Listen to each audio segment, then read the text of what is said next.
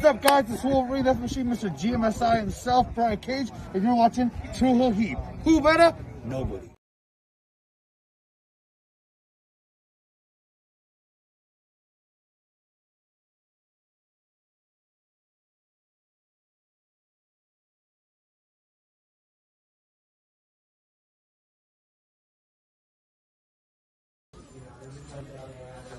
This is the knockout artist, Chris Hero, and if you're looking for some Tru Heel Heat, you better listen to the Boyz.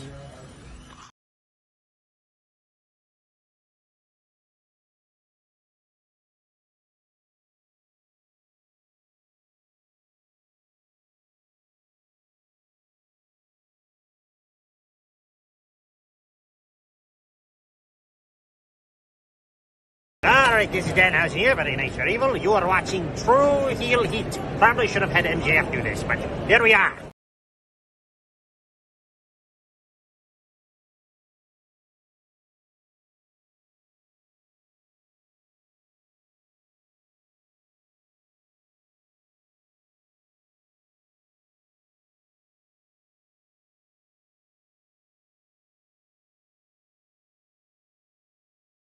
All right, hello, Tru Heel Heat. I'm the AEW World Champion MJF. Just in case you're deaf, dumb, blind, stupid, or since you listen to this podcast poor, you're listening to Tru Heel Heat, and I apologize for that.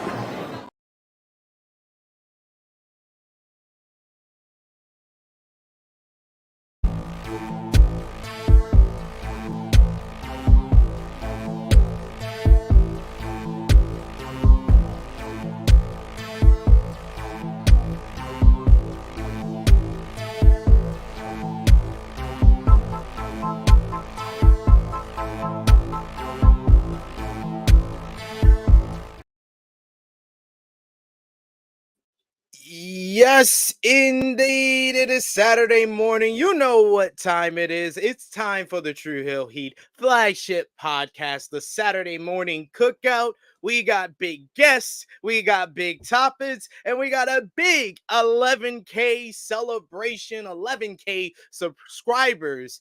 8,000 nearly for this year alone. Thank you so much for supporting us. So we're here to celebrate all of that. Plus, we got a daily Boyz reunion. CM Punk is back in WWE. Randy Orton has returned. Who is CM Punk going to face at WrestleMania? We're here to discuss all of that. This is Tru Heel Heat 253. Let's hit the intro.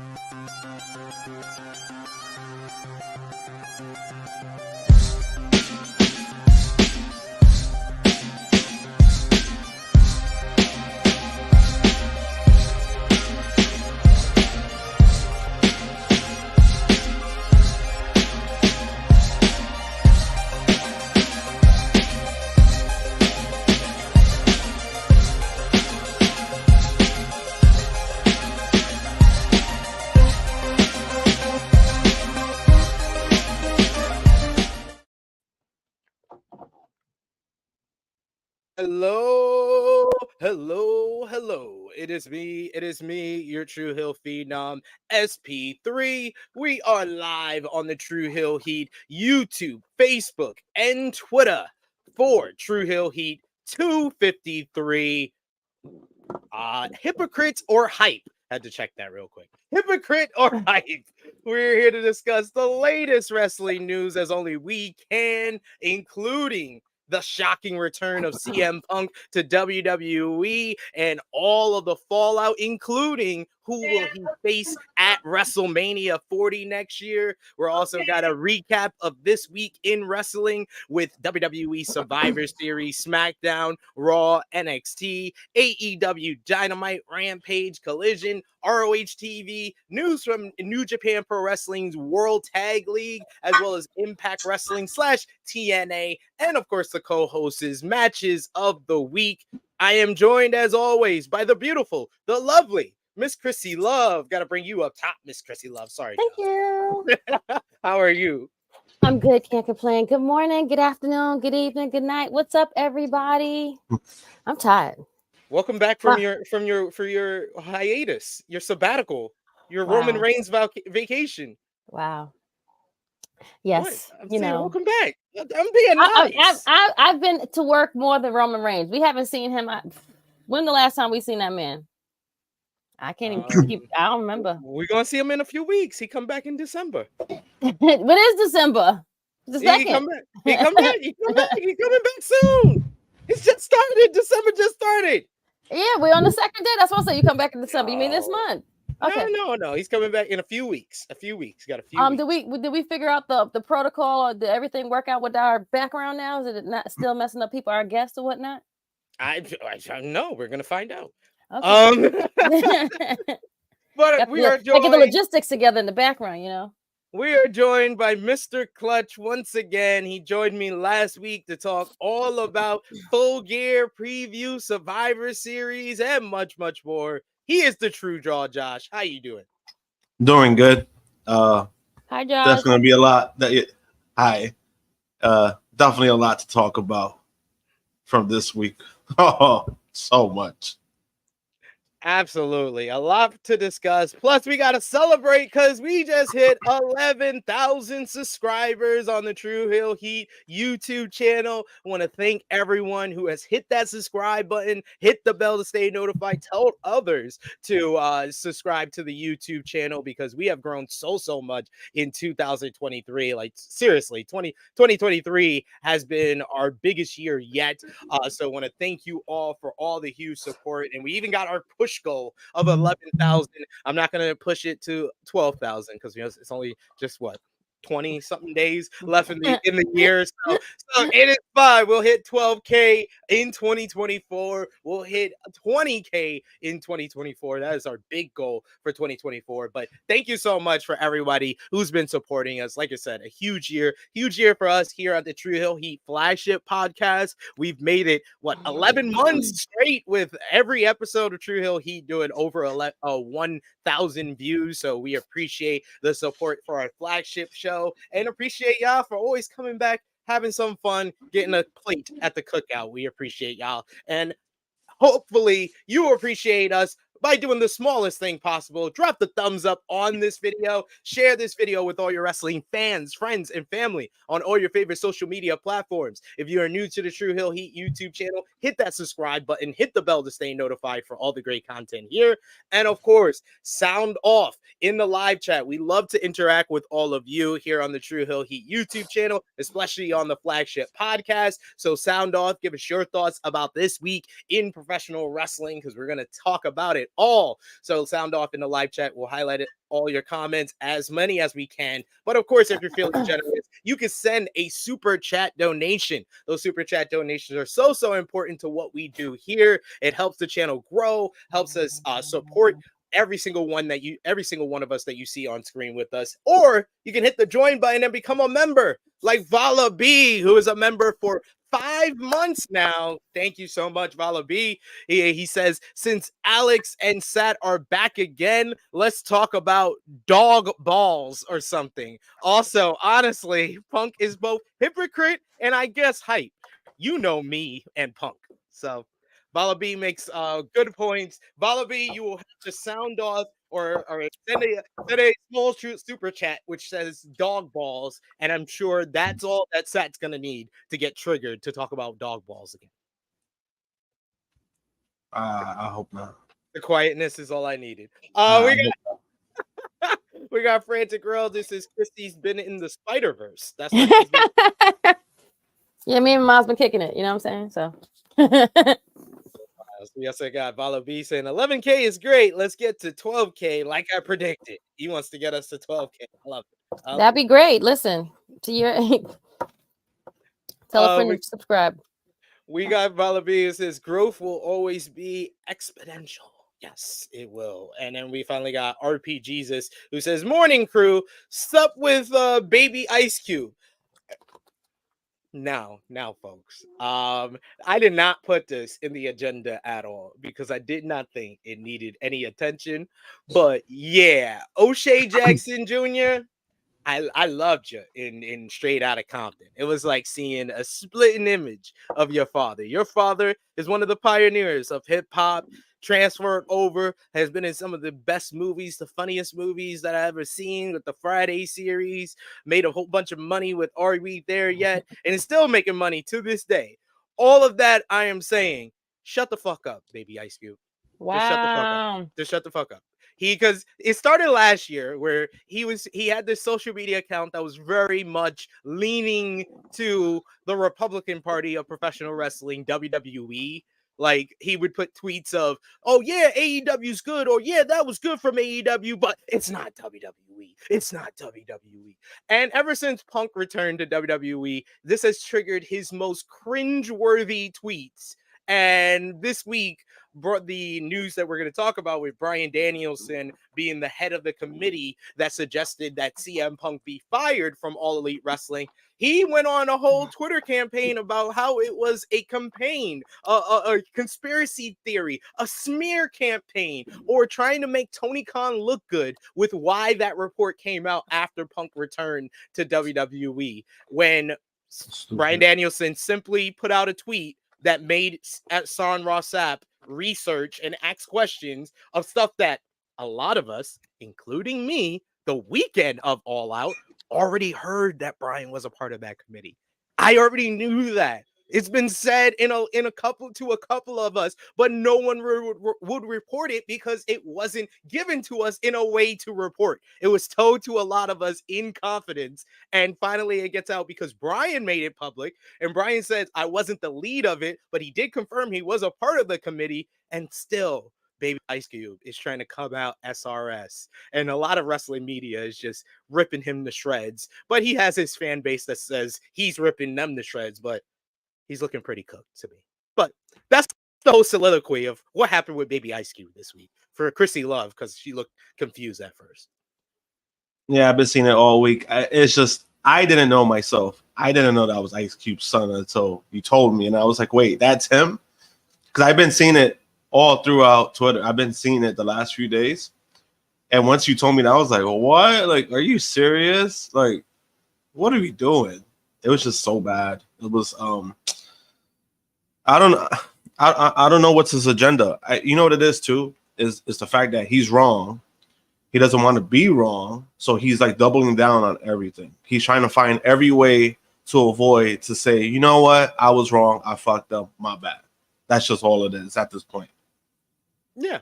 Yeah, and it's all right to be wrong. It's not all right to drag it the way he is. That's where I started commenting on this shit. And I put out my tweet that to give you a full description of Friday. I did a good job of Craig lost his job on his day off. He had to move to Rancho Cucamonga to get away from an escaped prisoner. Then he got beat up and robbed by a broke ass, skinny ass Santa. But yet, his son is the most embarrassing thing that's ever happened to him. Yeah, that was like, damn. I was like, damn. I'm just saying. Like, it was an embarrassment. It was an embarrassment. Like, just go to the show, get your e-comps. You earned them. You earned them with your campaigning that you did this week of the agenda against the E. But yeah, which is hilarious because there's no agenda, because I mean, if Punk is cool with any media, it's Fightful. He's the one that gives Fightful some fillers, some info. So I'm like, why would they have an agenda to even? It doesn't make any sense. And then even if they had that information, right? There's no point of holding on to that. Like, oh yeah, we're gonna wait for this time or this time. If there was something that you heard or you were told directly, and say like if Danielson did say it that weekend himself, then of course it still would have been reported. That's the difference. The reason why it's being reported now is because Danielson confirmed it himself. Like, you just don't want to throw something out there and not know it. And then he said it himself. Like, he said, yeah, he was part of it. The only thing he said is that he wasn't the head of the committee, but he was a part of it. Yeah, he was like, I don't even have a college degree. But that was great. It's the thing that, like, Fightful has said it time and time again. The 3 biggest stories that they ever broke that led to their biggest subscribers is Punk's return, Brawl Out, and Cody becoming a free agent. Those are the three biggest stories. So 2 out of the 3 biggest stories for the outlet has been CM Punk. So why would they do anything that would hurt that relationship? It just didn't make any sense. He just looked crazy on social media. It was and then sad. and then also what makes it weird too is that a lot of the fans like when they hear like the news, right, and it got confirmed, like Danielson, they're trying to flip it now as in like, oh, why do they have these talents being like head of, being in situations like that? But it's like that's always been the case though. Like there's always been it's been wrestlers court. It's been plenty of stuff like that. Like Triple H has been a part of creative since 2003, ladies and gentlemen. Like we've had wrestlers in WWE that also have backstage roles. Like this has been going on since the beginning of time, whether you feel that they were a part of management, but Triple H has been part of management since 2003. He did not retire until last year, ladies and gentlemen. Everybody know that. Everybody know that. Do the math of how long Triple H was a wrestler and part of management. But yet, we get all these people that, the Young Bucks, Kenny Omega, they shouldn't be EVPs and wrestlers. I'm gonna watch WWE. So like, just shut the fuck up. So we're gonna start off every podcast how we usually started off with the Tru Heel roll call, our top 3 conversation starters on the Tru Heel's Facebook group page, our Tru Heel Trinity. We got number 3, Randy Trevor Lewis, number 2, Joe Bellini, number 1, Stewie Palmer. Our Patreon backers, we got Bala B, Alan Weinstein, Negro Buck, Nick Jackson, Alex McCarthy, Professor Chris, Austin K, Robert, Steve, 5th Generation Carney, Ladarius, John, aka Russell Scopes, Dan, Kobe, Dolores, John Martin, DJ Eric, Marcus Ryan, James, Alan Santo, Queen Monet, Christopher, and Victoria Kidd. Thank you so much for supporting us over at patreon.com/Tru Heel Heat. You get exclusive content, the Tru Heel Heat Prediction Championship, and get your name called out on every single edition of our flagship podcast here. But let's talk about AEW Dynamite from this past week, Wednesday, November 29th. Had 828,000 viewers. The show featured Swerve Strickland defeating Switchblade Jay White in a tremendous main event to earn 6 points overall in the gold league of the Continental Classic. You also had Roosh beat Mark Briscoe in a hard-hitting belter to earn his first 3 points in the Gold League. And finally, you had Jon Moxley beat Jay Lethal in a solid opener to earn 6 points overall in the Gold League of the AEW Continental Classic. MJF cut a masterful promo talking up the career and legacy of Samoa Joe before the Devil's Gang attempted to jump the AEW World Champion. However, Joe made the save, and then the Devil challenged the two to face the Unknown in a tag match next Wednesday on Dynamite, which MJF accepted despite the protest of Samoa Joe. And finally, you had Christian Cage attempt to convince Adam Copeland to team together and not face him before Copeland saw through the charade and low-blowed his former partner, former best friend, and he went on to and then he told him he would face him next week in Montreal for the TNT Championship. What did you think about this week's AEW Dynamite? Krssi Luv, what was your highlight, low light from the show? I saw only the highlights. I didn't see it live. I was in Vegas living my best life. But hey, yeah, I ain't mad at you. I was being serenaded by Usher. But yeah, the swerve about to make Mr. Love Tom from Boondocks. No, but I saw the swerve. I saw the swerve and Jay match. So Jay White out here losing matches now. Like, what's happening? I'm confused. Like, what are we doing about this? This needs to be corrected. Right. I mean, like, it was fine the way he lost. It was indecisive. He was just a roll up. He just got caught. Swerve was the better heel. Swerve was the better heel. I'm just saying, like, two of my top heels are like fighting, and like, Anyone that would have lost don't was be one of those fans, Krssi Luv. Those fans that that just gonna ignore the fact that Switchblade Jay Light went to beat in tag team or singles matches CM Punk, FTR, Kenny Omega, Kota Ibushi, Hangman Adam Page, Mark Briscoe, was undefeated for 6 months and lost 2 matches, and y'all acting like this is like the end of the world. It's not Come the end. on. Okay, fine, whatever. Okay, but yes, the better man did win. Swerve needs to win this whole tournament. Like, this is his time. Like, even though I feel like he should got the world title, but whatever. We'll just keep making titles just to make people happy. Good job, Tony Khan. You're doing a great job. Boss of the year. It's just Tru Draw Josh. What did you think about Dynamite this week? Thought it was great. Some great promos. The Edge and Christian segment was great. Yes.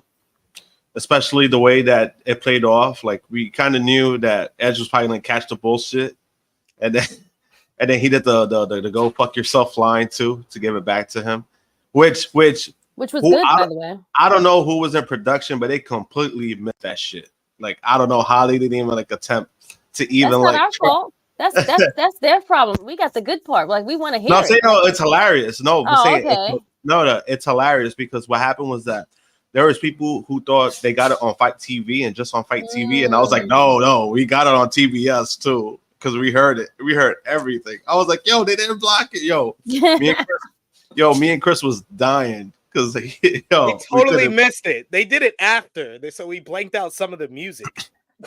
Yeah, they completely missed it. Like, I don't know how they did, but it was just hilarious. But then besides that, the MJF and the devil thing, kicking off is getting heated. Finally there's something going on, like when it involves matches now. So I kind of have a feeling that something's gonna happen at World's End, where I don't know, MJF loses the title. I don't know what's gonna happen because we did hear about the injury as well. So I don't know how they're gonna prolong that. The main event was great too. Right person won. And I do agree with Swerve. He should win the tournament, and I kind of get why they're doing it. I think putting the title on him will be a little too soon. I think he might fall victim into that. Like, yeah, he's hot, and you put the title on him, he might fall. Yeah, he might fall victim to that. So I wouldn't want that for him, at least not yet. Okay. Until he's like fully, because if you give him 3 belts, I mean, that's I think that's still nice. He got 3 belts, right? Yeah. You give him something, right? 3 belts. I'll take 3 belts. Oh, it's like since he's been there, you mean? No, because it's 3. He's winning 3 titles. Because what's the name's titles? Kingston. Right. So basically, this AEW Triple Crown champion, people need to realize it's gonna be the 1B or second title in AEW after this tournament. And like, we were just here 6 months ago where we were saying Swerve should win the international championship. Yes. So before we were fine with him going up the ladder, he won the AEW World Tag Team titles. Now he wins the singles title. And then he can win the world title. I think that next year he's going to win the world championship, but people should be happy that he's capping off what has been an excellent second half of the year between his feud with Darby and Sting to the feud with Hangman Adam Page. Great matches on Dynamite against Bryan Danielson. This one against Switchblade Jay White. He's on the rise. We can't go right to the ending point of the rise already. And I feel like that's what a lot of people want. And with the whole Max situation, we should bring up because he put out the tweet this week that he suffered a torn labrum after receiving X-rays, and then Fightful confirmed that he is currently working with a torn labrum as well as a bruised hip. So the injuries are really tallying up. He still plans on working at AEW World's End, and I do agree with Josh. I really enjoyed the promo this week. I thought that MJF, the best thing that he used to do as a heel wasn't all the one-liners, wasn't cutting down his opponent. It was the fact that he would always build his opponent up before he would cut them down. And I think that this was the first time as a babyface he did that really, really well, didn't cut them down, and I felt like this was one of his more effective babyface promos. But with the news of his injury, Krssi Luv, do you think we're going to get a new AEW World Champion at World's End with Samoa Joe? I mean, 50% maybe, yes. I mean, I feel like they don't want to take him off. I guess they got to like speak to the doctors and see what he can do. Like he doesn't have to wrestle every week. He can still talk and like be there, whatever, and still have time to heal. So they don't necessarily have to take the belt off of him. Yeah. And then torn labrums, they're very tricky because torn labrums, you could be out for a few weeks, you could be out for months. It could be just bruised or whatever, you know. It could, I mean. Yeah, no, it's definitely, I think from what I know, it's definitely torn. It is definitely torn? Okay. Yeah. But sometimes it depends on like the outcome. Like if it's a few weeks, because usually sometimes like if you sprain like a muscle, that's technically partially torn. That's usually what that means. So it could be so it could be something like that, but then sometimes they don't know. Sometimes what happens is that when you go under the knife, then they see it's more damage than it was supposed to be. Yeah, so his injury is pretty tricky at this point. If he's still wrestling and he's still doing certain things, I think that's a good sign, in my opinion. Because if he's wrestling next week, I mean, that tells you something. Yeah. So it might be good, some good signs from that, but that could also mean anything. Because remember, we seen Kenny. Kenny was working his ass off, and then it turns out he couldn't even lift his shoulder, and it turned out it was like that. What is with these long AEW World Championship runs leading to multiple injuries for the champion? First it was Kenny being held together by super glue and duct tape, and now we got Max who's breaking down by the seams because now he's a babyface and has to actually work. It's because he has to actually work. Wow. He didn't work as a heel. He would talk. He would talk for a month. Yeah, have one big match. Talk for a month, have one big match. That was the MJF formula as a heel. Now he's actually working week to week, and the injuries are piling up. CPZ, I don't agree with this. So he says Swerve gets to win a chance to work in front of empty arenas as ROH champ. He's not going to be ROH champ. He's going to be the AEW Triple Crown champion. All Japan's Triple Crown, they don't name all the different promotions that is in the Triple Crown. They call it the All Japan Triple Crown. So it's the AEW Triple Crown. And if you think that Swerve is going to work those ROH tapings before or after Collision, you are smoking some good ass crack, and you need to describe it to the Eddie Kingston. Eddie Kingston has even worked though. Eddie Kingston has even worked. Kingston has now a couple. He's done it a couple of times. I don't think Swerve's going to even work one match on ROH TV. I don't see it being done the way it's being done now. Yeah. Especially, I don't see that happening. especially him being a hot commodity for TV now. It's kind of, I wouldn't want to put him in that position, but him having 3 belts would look good. Like that's a good look. And he could go elsewhere, and he could work those kind of shows. So I mean, we'll see. Sure. But yes, we shall see what happens with the AEW Triple Crown. As far as the AEW World Championship, I'm just gonna say it. I think we got a new champion coming at World's End. I think Joe beats Max. It's been a great run. He made it to the end of the year with the championship, but he still had the longest run, right? Yeah, it just seems tailor-made for Joe to kind of have a transitional run, and the way he talked him up about him being this legend, you know that Tony Khan has so much respect for him. I think that would be nice for Joe to kind of have a lifetime achievement award at the end of his career, a lifetime achievement AEW World Title run. Okay, all right, that makes sense, I guess. SP, let him end out on a good high. He doesn't have to do it. He's just doing it because I'm guessing that he loves this business or whatever. But yeah, I guess let him end on this belt, and he's had everything. So it's kind of like, what more do you need to do? Absolutely. What we got news to discuss from AEW. Of course, we mentioned it earlier. A new Fightful Select report has revealed that CM Punk's termination from All Elite Wrestling was spearheaded by a committee that included the American Dragon Bryan Danielson.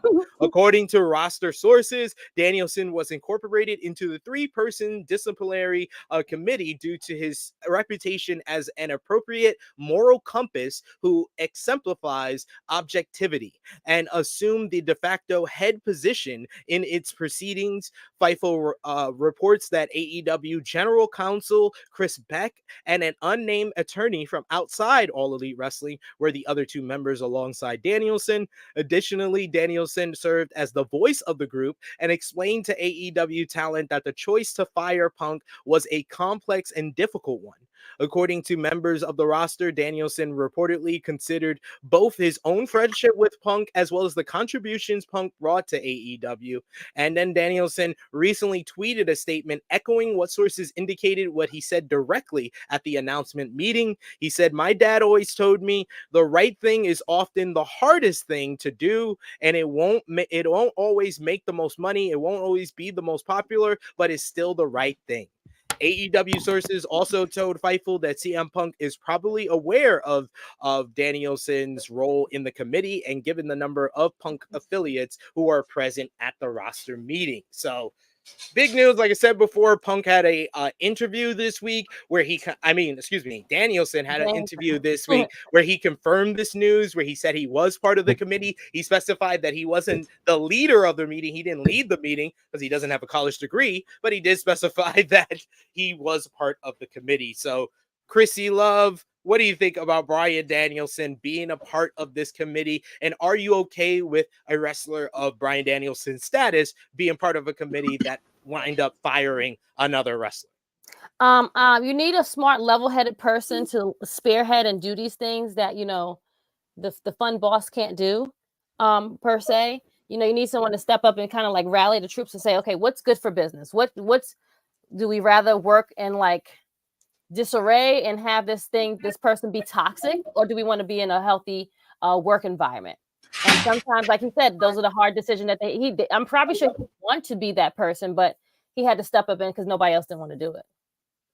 Yeah, I think that's just the right way. Yeah, and if the Elite were a part of it, which probably their management, they should be a part of it. They should be. Then it would have been a whole big thing of, oh, they have an agenda against them. So I think that Bryan Danielson was the right choice in replace of the Elite being a representative of the roster. Right. Josh, what do you think? I mean, it just kind of proves the importance that he is there, being there. The amount of trust that they have with Danielson, and I mean, when it comes down to it, I think for him it was a matter of right from wrong. You could see all the things that he's done for the company. You could see everything, everything that he's built, everything that he's brought in. At the same time, if you're just wrong, then you're wrong. And I think what makes the situation, more, cut and dry when it comes to the second fight was that it happened again.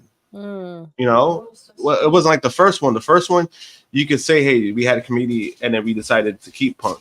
But the fact that you do it again, I think that's what makes it, that's what kind of makes it easier decision. So like, all right, we got to let this guy go because he did it again. You know what I mean? And I think that's how Danielson probably looked at it. You think bosses want to fire people? No, that's not the game. I think Bryan Danielson realized that Punk didn't want to be there. Punk did not want to be there since last year.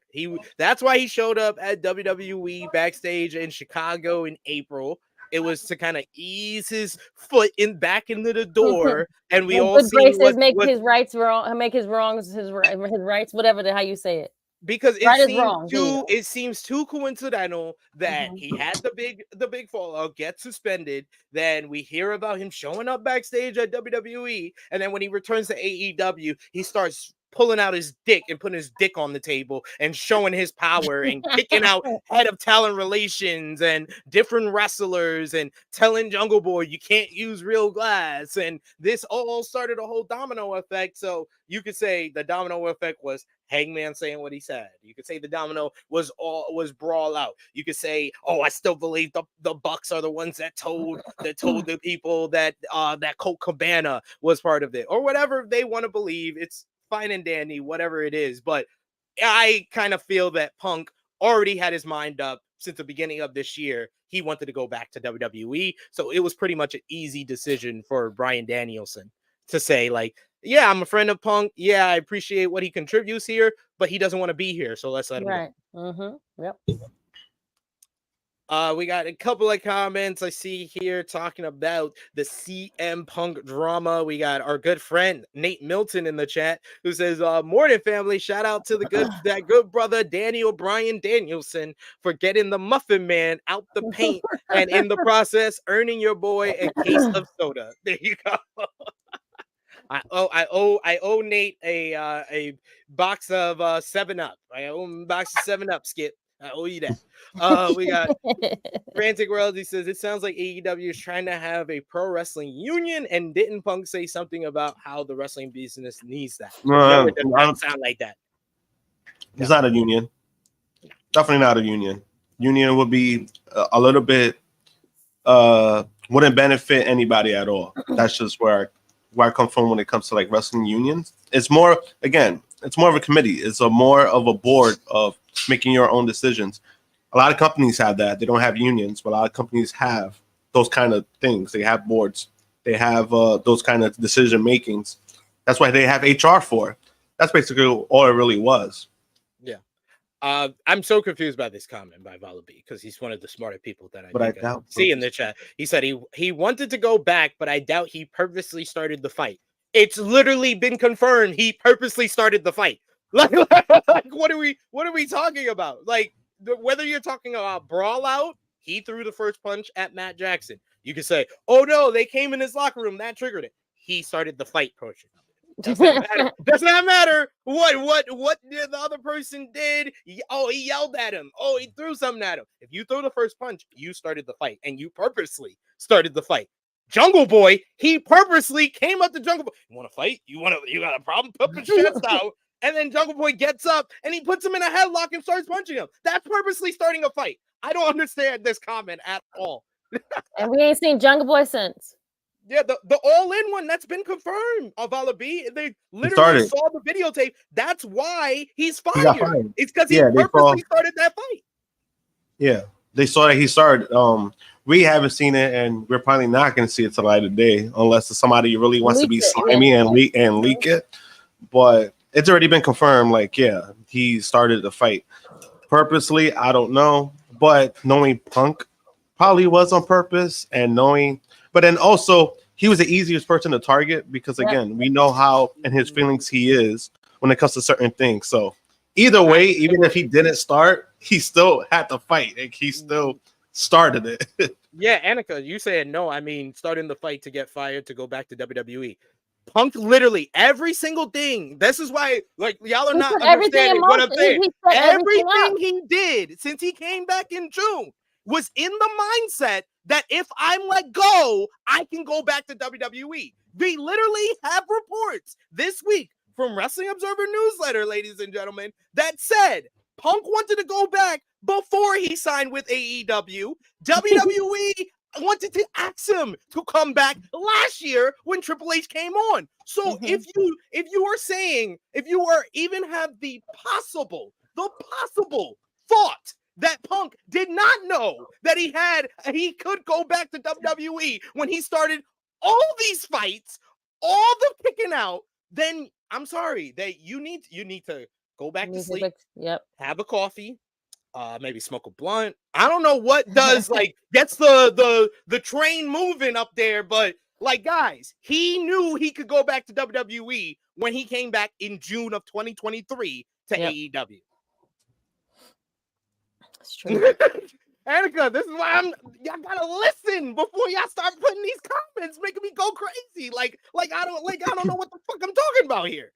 I mean, hey, fans could criticize wrestling media, but there are ones that are really good that they put out legit, nice information to know these things. Because if we're in the position that we're at, doing wrestling commentary and we're creating content, this is the things that we have to do so we can know what we're talking about. If we just come on and not knowing what the fuck we're talking about, then that's a problem, and we will suck at our jobs, basically. and this is why I always specify what I've heard as a report, what I've heard from other people that work with these companies, and what I'm saying as just an opinion, and what I'm saying is the perception. I always try to make that perfectly clear whenever I speak on this show. So Josh is right. We have a certain amount of responsibility whenever we're on camera here.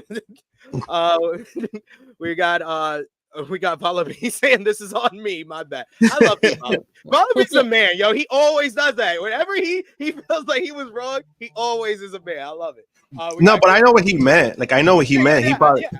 like I know what he meant, but it's just one of those things that knowing how CM Punk is and having those reports that come out like, yeah, he's been wanting to go back.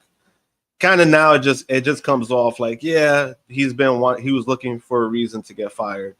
I just think Punk just did at the worst time, just because their stadium show, it was their biggest crowd, and then he decided to do something that basically grandstanded that weekend. That's just all it was. It was just horrendous timing. Like if he did that shit like on Collision, it still would be a big deal, but not as under the microscope that it was, because it's always was a bigger UK. deal on pay-per-view than any other time. Because what got bigger coverage, Brawl Out or Andrade and Sammy fighting backstage? Exactly. That's what I'm saying. Like that shit happened and we forgot about it 2 months later. Like that shit happened. He was gone. He was suspended for a while, but we just forgot about it. When he came back, I didn't hear anybody even mention that shit anymore. Yeah, and then also Punk is in the situation. Punk himself is in the situation that whatever he did, it was gonna be newsworthy. If he did anything, it was gonna come on the news. So it was like no matter what he did, it was gonna get out there. But the reason why it was so bad was because he did it in their biggest show of their entire cup in their history. That's what made it even worse. We got Christopher Kidd with a super chat donation. Thank you so much, Christopher Kidd. One of our main supporters here. Don't be shy, y'all. We need the support, and it hits us Christmas week, so it always helpful. Christopher Kidd saying people ignoring truth for no reason is wild to me. I mean, it happens all the time. Don't matter what genre we talking about. Happens a whole lot on Twitter. I'll tell you that much. Happens a whole lot on Twitter. Talking so much about Punk leaving AEW had another big departure this week as QT Marshall has been a big part of All Elite Wrestling since its inception, and all good things must come to an end. So he announced that he and AEW were parting ways at the end of the year. As Marshall put out in his statement posted on X, he previously held a myriad of hats in the company, including manager of talent relations, and he also worked hard to help elevate other talent, such as AEW co-founder Cody Rhodes and Hook. He says, I have officially resigned from AEW and will have fulfilled all obligations by the end of 2023. According to Dave Meltzer on Wrestling Observer Radio, some in AEW have known for weeks that Marshall was going to be leaving the company, and some have also known it's been going to happen for months. Additionally, Meltzer notes that QT has been expressing his frustrations for things that have happened behind the scenes in AEW. One point of frustration for QT is that he wanted to be more active as an on-air wrestler, and Meltzer stated QT wants to be a wrestling star and it wasn't going to happen in AEW. Also, Marshall has reportedly expressed frustrations to others within AEW that he wasn't positioned to be a wrestling star as well. He also noted that Meltzer noted that no one he spoke to had a bad word to say about QT, and said most were sympathetic towards him and many talents were supported privately of QT. He is, of course, a close friend of WWE star Cody Rhodes and also helps run the Nightmare Factory School. And whether or not Marshall makes a push to go to WWE to be with Cody remains to be seen. Meltzer reported that Marshall has also a home in AAA if he wants it, and a new report has some additional information on QT Marshall's exit from the company. According to House of Wrestling, has a new report noting that Marshall's influence in AEW began to fade quickly once Cody Rhodes departed AEW. While he was still liked by many in the company, it was noted that others were closer to those in power, got a chance to work alongside Tony Khan. This was around the time Marshall began pushing more to work as an on-screen wrestler, and rather than a backstage coach. And the two issues led many backstage in AEW and WWE to have not been surprised Marshall exited the company. The site also spoke to some close to Marshall. He said he referenced AEW's new direction in his announcement is a belief that AEW is moving in the direction closer to New Japan Pro Wrestling, where matches are the focus more than storytelling, as Khan likes that style more. Marshall is said to now want to focus on having fun, wrestling, and improving as a performer, and many believe that Marshall's friendship with Cody Rhodes could position him as a coaching role in WWE, though he is reportedly more interested in wrestling. He doesn't believe WWE will allow him to wrestle and coach, though he would be open to it if there was an option. All that said, those on WWE's side have said they are doubtful that WWE would be interested in bringing Marshall on as a performer, and Marshall was said to be hesitant to have some moves when he last worked for WWE due to neck issues. And while his creativity is considered a plus, it was noted how many good people WWE already have in backstage roles. And Wrestle Purist added an additional report noting that the relationship between Marshall and Tony Khan started to fracture following QTV segments being pulled from AEW Collision.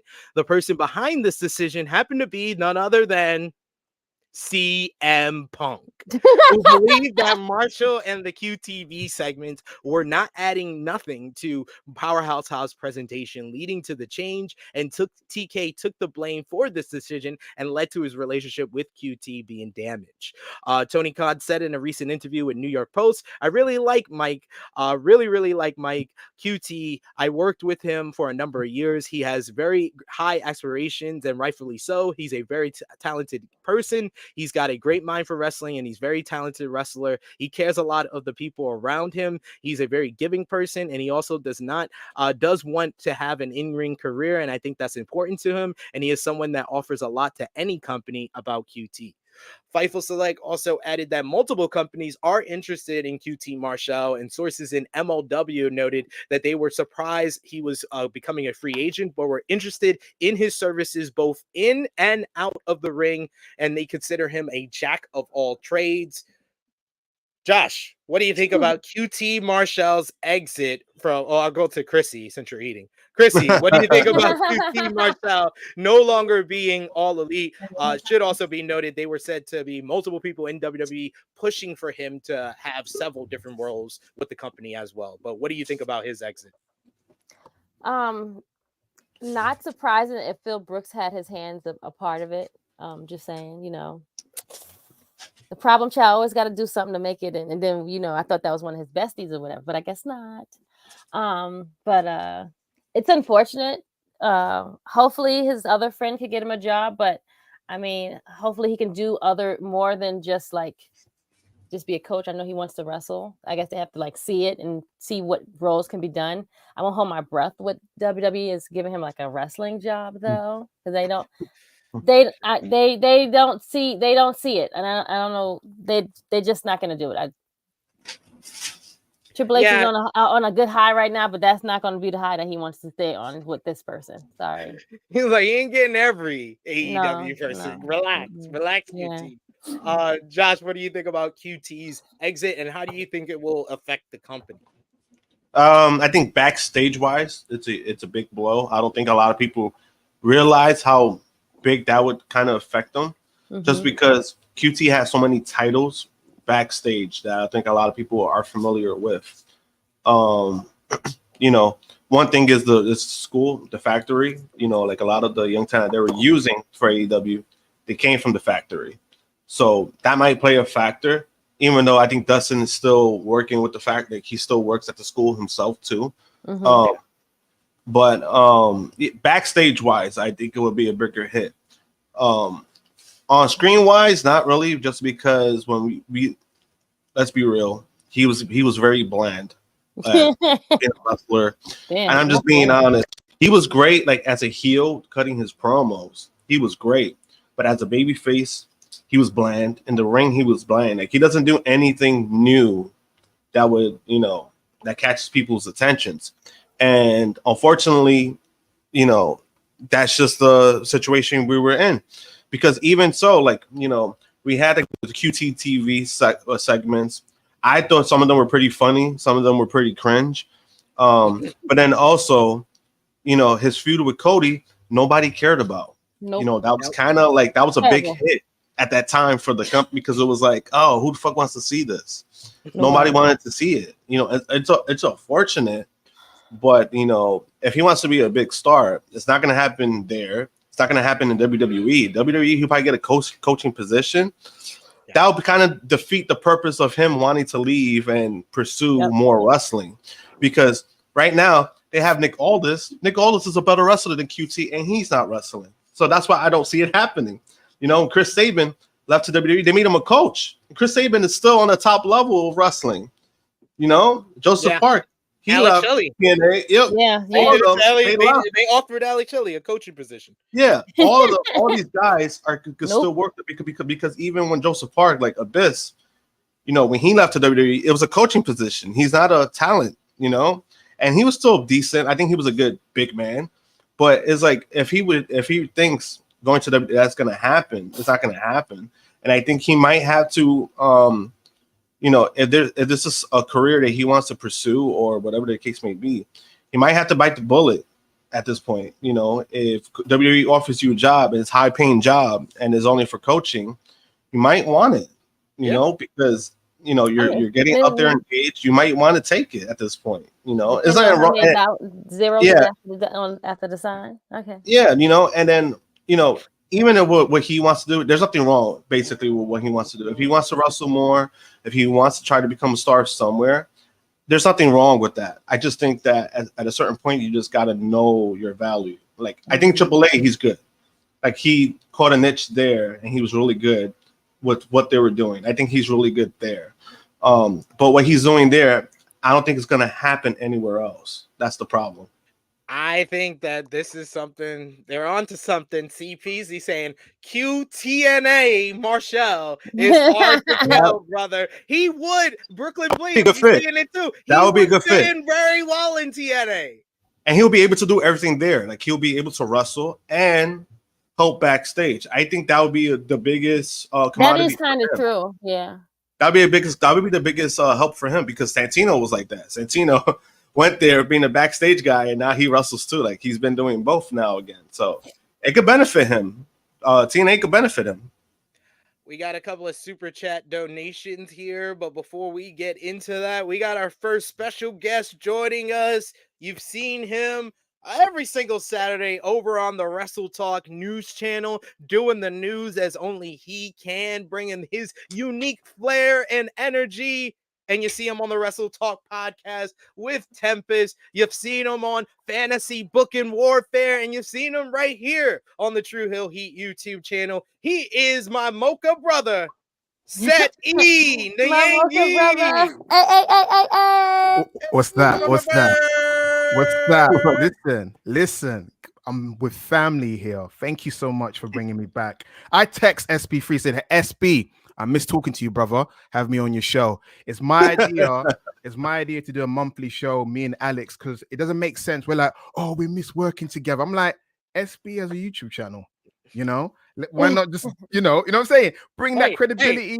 Yeah, sad. I'm actually catching up to our old Wrestling Daily numbers now. We're at 11,000. Remember, we could never hit 15,000 over on Wrestling Daily. Yeah, exactly. And then Tru Heel Heat. I come to get the rub. You guys are doing so well. I'm like, I have to come in and look like I'm a part of it. It's like, oh, this is great. Look at us. We're doing great. Man, guys, I missed you. I always say that SB3 was my best tag team partner, still is. I found myself as a content creator working with this guy. He allowed me to say a lot of bullshit. He allowed me to feel comfortable, because I tried to be professional in the beginning. I was like, fuck that, that's not me. He allowed me to say all the bullshit I wanted to do, and he sold for me as well. He made me seem like I'm a hilarious guy. So I always thank this guy for helping me find myself, and to be amongst you, Miss Krssi Luv, Jake, you know, like all these great people that do, you know, Tru Heel Heat. Call him Jake? Did you call Josh Jake? No, he said Jay. He said. I said Jay. I didn't say Jake. I said Jay. Please. To be honest here, there's a lot of J's in Tru Heel Heat. And there's the top guy JJ, drunk guy JJ, and then, you know, you got Josh here. There's too many J's in the group. One of you guys have to lose your name, you know, put your name in a pole match. Yeah. Krssi Luv, there's only one Krssi Luv, so I ain't gonna mistake her for another Krssi. There's only one Krssi Luv. There's only one Sid, not Sidney Prescott. Sidney Prescott Hey. the third. The GOAT final girl. Come on, y'all. Put some respect on Sidney Prescott's name, yo. I'm a Sidney Prescott mark. I just finished watching all 6 movies, and Sidney Prescott is the GOAT hero of horror films.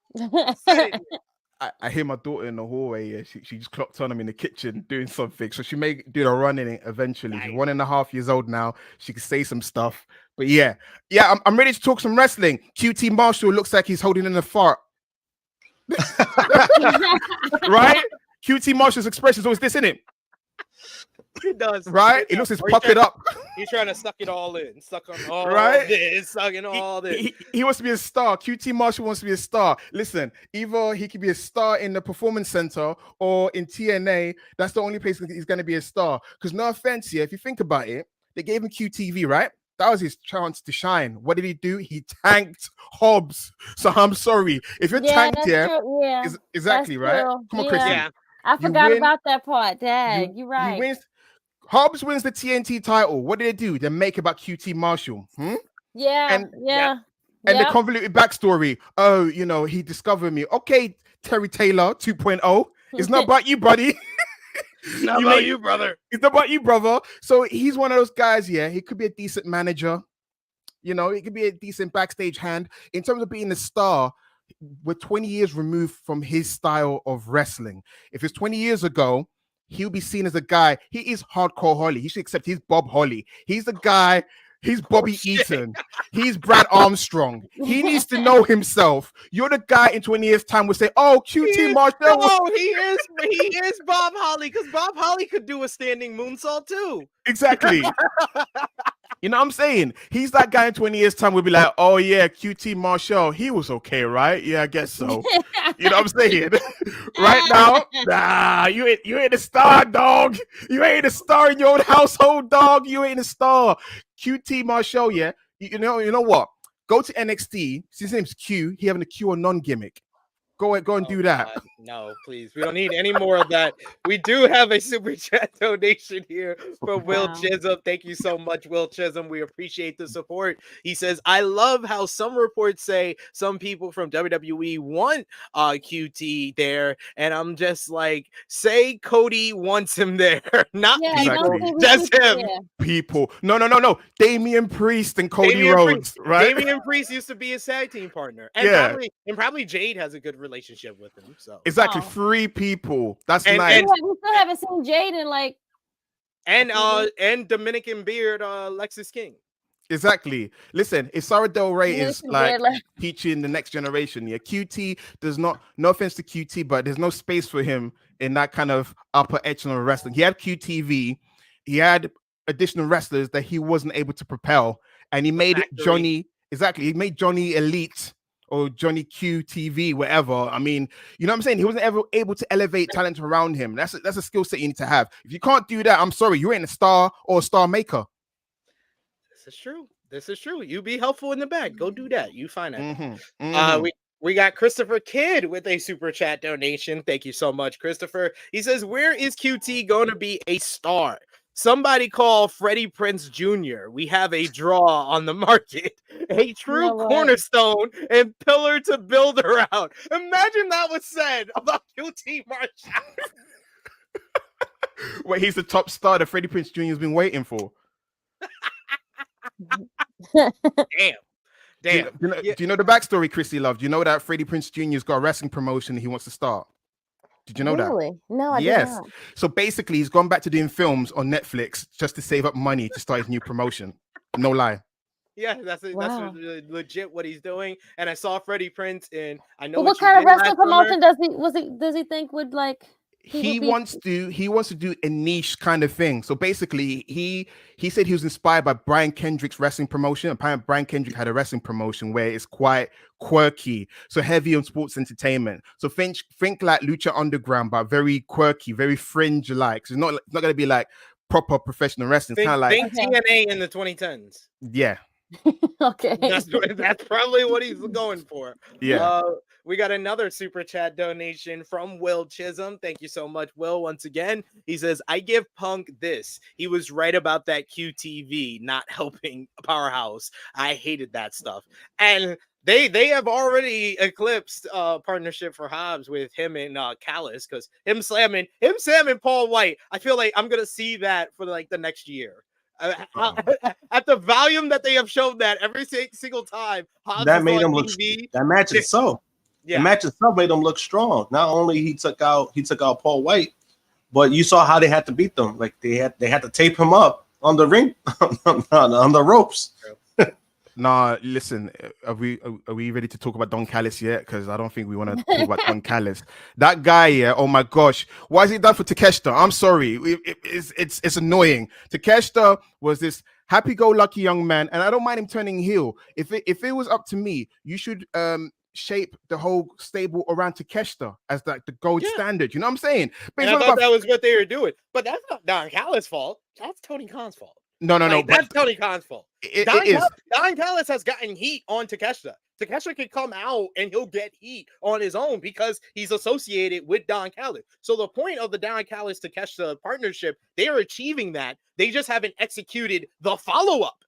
They did great with having them beat Kenny Omega twice in 1 week, and they did absolutely jack and shit for the next 2 months, and it took them 2 months before he had another singles match. That's Tony Khan. That's not nothing to do with Don Callis. I will stand up for my Canadian brother if you are gonna bring bullshit to his table. This man gets more heat than anyone in AEW. We are not gonna That's the issue. That's the issue. The name of Cyrus the Virus, exactly, of the Jackal. Exactly. We are not gonna besmirch his name. 3 companies, he's made it about himself. Oh my gosh, everywhere he goes is all about me. What the fuck is wrong with you? That thumb head, that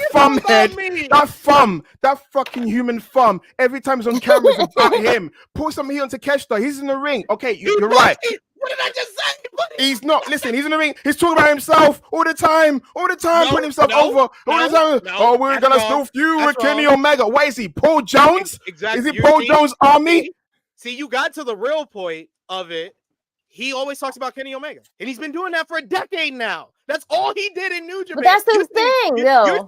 You're saying all he does in these companies put himself over. It's like, no, he's putting over Kenny Omega, and he's done that in now 3 different companies: New Japan, TNA, and AEW. And all this thing is, I thought it was a vehicle to push Takeshita. I still hope so. It's to give Kenny Omega and Chris Jericho a big feud, and Chris Jericho's inclusion is when all this shit got fucked up.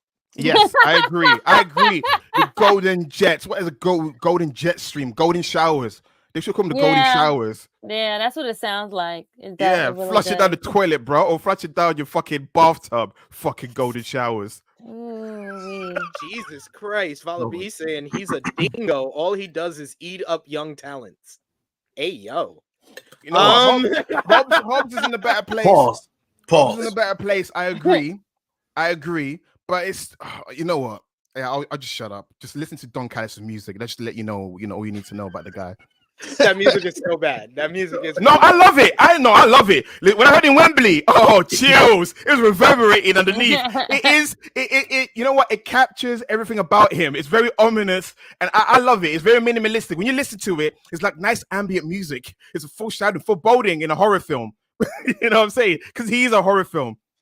Scarlett Bordeaux. It's great. I love Don Callis. I'm a Don Callis fan. We got Will Chisholm with another super chat donation. Will, I saw you yesterday at Sports Kita. I didn't want to call you out, but I appreciate you coming this morning. He coming off. He gives a super chat donation where he says that's Tony Khan and Chris Jericho fault. How him and Sammy Guevara get part of this storyline, and now Kenny and Chris Jericho is a tag team match. Like honestly, after All Out, I was like, great win for Takeshita. All you got to do is continue building him up, and then he could still lose to Kenny in this feud. You can have him lose to Kenny at Full Gear. Then Hobbs got put a part of this. So I was like, okay, Hobbs is going to be the one that loses to Kenny, so to stay strong. Then that didn't happen. Then we got the Like a Dragon street fight. Then we got Jericho and Omega versus the Young Bucks, and I'm just like, okay, I guess it's over. Like Don Callis, Kenny Omega thing is over. But then Callis did an interview last night where he said, yeah, I'm still after Kenny Omega and Chris Jericho. It is Chris Jericho's fault. And it is Tony SB. How comes, Takeshita's being Kenny Omega twice Where's his title match against MJF, right? They got built-in history. They can, revisit that. They now swapped roles. They feuded this year, I think. So much stuff happens at AEW. Where is that? It doesn't make sense. The guy's beaten Kenny Omega twice. And that was it. That was it. What is he doing? Nice jacket. Nice ponytail. He's the alpha. That's it. He is the alpha, but we're not seeing the alpha. That's all they did. That's all they did. They was like, he's the alpha. That's what he got. Final news note before we get into Rampage and Collision. Speaking of AEW, all in London. Big news this week as it was the first day of ticket sales for the big event in 2024. And Tony Khan says the event has already grossed over $4 million. Khan took to Twitter on Friday to announce that the show has grossed over $4 million. And in the first day of general public ticket sales, WrestleTalk would later confirm that AEW has sold nearly 34,000 tickets with 9 months ahead of the event. The show will take place on August 25th, 2024 at Wembley Stadium in London. Sat, you were there live with this number of 34,000 tickets sold with 9 months left. Do you think AEW could match what they were able to draw last year or this year? Possibly, because I think earlier, whenever it is the tickets went on sale for the first one, we didn't know how much they would sell. We kept underselling them. We kept underrating them. So I think this time we have to overrate them. Either they equal or probably surpass. But it will depend also on how AEW go about booking the next 9 months. Because that's the big crucial thing. Because at the moment, they're not the hot young act as they were 4 years ago. They're now settled in as veterans, as the number 2 spot. So we have to wait and see. It's like, does MJF lose the title? How does the world title scene look like in 2024? But at the moment, to answer your question, not to waffle on, I say yes.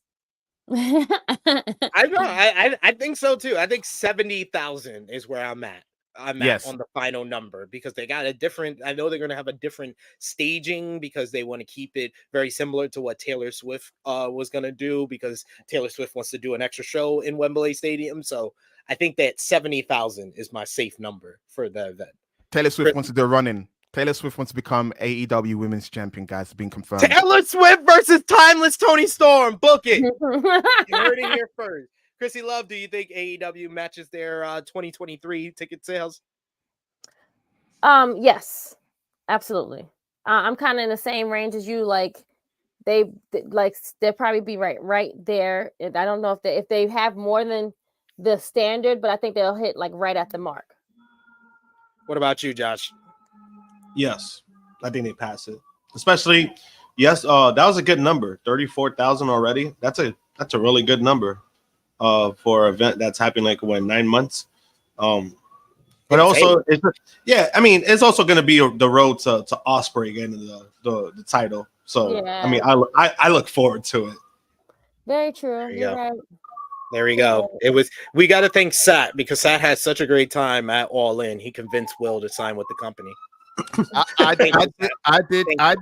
did no such thing. But the only way I am going the next one is if I do get a free ticket, because I'm not paying again. I'm not like. Man, you got a WrestleTalk. You better apply. I got a media ticket for that show, and I didn't even go. I'm part of the reason why they didn't get the 81,000. Wait, you got a media ticket to go? Yeah. But they only let me know 2 weeks before, so I couldn't even make plans. Oh yeah, that was how are you supposed to get a flight like that? Yeah, exactly. There was no way for me to even get a flight to go because they're so unreliable when it comes to me. I can apply under Tru Heel Heat, WrestleTalk, Fightful, does not matter. It's a crapshoot because I'm really convinced at this point. Tony Khan watches AE Ramble and watches my colleague insult him for 2 hours every single week. And that's why I don't get chosen as for these applications for media. I'm sorry. All right. See, so you're saying that you're expecting another ticket this year. So are you gonna plan for it? I'm gonna try to plan this year. If it's gonna be a safe plan, bet. that doesn't sound convincing at all. Plus, I will say someone from AEW slid in my DMs last week, so I think I'm good. I think I'm good to make plans for 2024. Interesting. That's great. I just gotta be careful what I say on social media because they slid in my DMs because I think they didn't agree with what I said. But Really? Oh wow. let's talk about. Let's talk about off camera. Yes. Yes, Before I please. bury myself even more, let's talk about AEW Rampage from last week as well as last night. Last Saturday was a special edition of Rampage, which saw Wheeler Yuta win the Ring of Honor Pure Championship, becoming a 3-time champion in a good match against Katsuyori Shibata. We got the news after the show that Shibata has to head back to Japan. This is courtesy of Fightful Select. He had to go back to Japan before Final Battle, and that's why they had to make that change of the title. You also had Hook pick up a victory over Rocky Romero in a decent little matchup, one of Hook's longer matchups that he's had.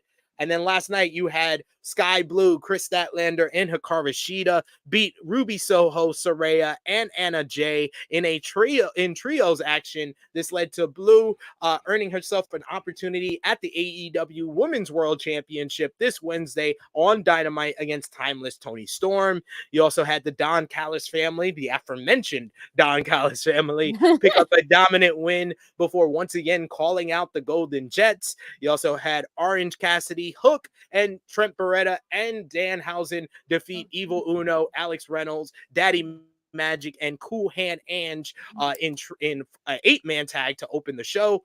Then you had last week's AEW Collision, which had an absolute banger, a superb heavyweight slugfest as Brody King defeated Eddie Kingston to earn 3 points in the Gold League of the AEW Continental Classic. Meanwhile, Blue League action in the Continental Classic, you had Claudio Castagnoli pick up a victory over Daniel Garcia, and you also had Ricky Starks and Big Bill, the AEW World Tag Team Champions, cut a promo talking about their upcoming challenge from the Golden Jets. Big Bill cutting the best promo of his career, talking about his journey to become a champion. Julia Hart beat Lady Frost to retain the TBS Championship. Luchasaurus, I mean Kill Switch.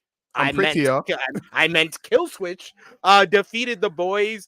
Post-match, Adam Copeland attacked Kill Switch with a steel chair, delivering a concerto, a stomp to the steel chair, and a second concerto before backstage cutting a passionate promo talking about what has driven him over the edge with Christian Cage before challenging him for the TNT Championship next Wednesday on Dynamite. Any thoughts on what's going on with the Continental Classic so far? Sad. You had Brody King beating Eddie Kingston on Collision, Claudio beating Daniel Garcia. What's your overall thoughts of the Continental Classic, and what have you thought of it so far? I'm gonna be honest, right? It could have been so simple. It just couldn't be for a cup. No, it's for a triple crown. Nah, it couldn't be for a cup. I'm sorry. The Owen is just it. I understand we're paying tribute to Owen Hart, but it means nothing. It means nothing. So just doing it for a cup, it should have either been for a title shot or a championship. This is them going embracing. No, that's what I meant. Sorry, that's what I meant. But this is them embracing the old G1. People tend to always say, like, oh, it should have been for a title shot. That's what they do in the G1. What they originally did with the G1 is you won the IWGP Heavyweight Championship. This is them embracing the old G1 way. That's it. School me, sir. School me some more. You know what? Okay. It makes sense. You provided more context. I just because I didn't like the idea of the ROH title being absorbed because we've already been having issues with the identity of ROH, and it convolutes it even more. And adding another belt, Continental Classic belt. Why? You know, is if it was for that's what I meant for a cup. I meant for a cup that you could use for a title shot. I meant a monumental piece to hold, not another belt. We got too many belts in AEW to the point it's become a joke. Is that you want a title, you get a title, you get a title. You don't have a title, you get a title too. And then no one's feuding for any titles because everyone's got titles, you know what I'm saying? So that's my only issue, the convoluted nature of it. Besides that, I do like the fact that they've gone back to basics, as you say. This is what we wanted. When they first started, the quote was sports-based presentation. So we're seeing a sports-based presentation. So I appreciate what they're trying to do. So for me, I'm happy in that regards. How we came about is a bit convoluted, but I'm just gonna swallow my opinions like I do on social media. And no, you explain your issue with it, and it actually makes a bunch of sense because that's my only issue with it is the Ring of Honor World Championship. Exactly. Why? The Ring of Honor World Championship is one of the most prestigious titles. Bingo. That's one thing.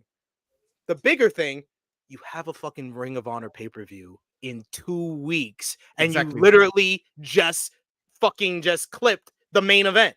You can't do a Ring of Honor world title match at your fucking Ring of Honor pay-per-view. You can't do a Ring of Honor tag team title match because your champion's injured. The other one has had surgery. You can't do a Ring of Honor TV title match because you had to relinquish. Now you got to do a 6-man. Like, it's just like, yo, they have literally worked against themselves for Final Battle this year.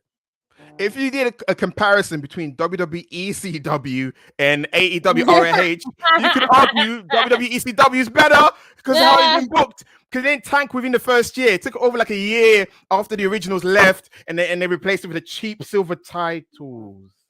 Oh, silver titles. Same like ROH. Silver titles, yeah.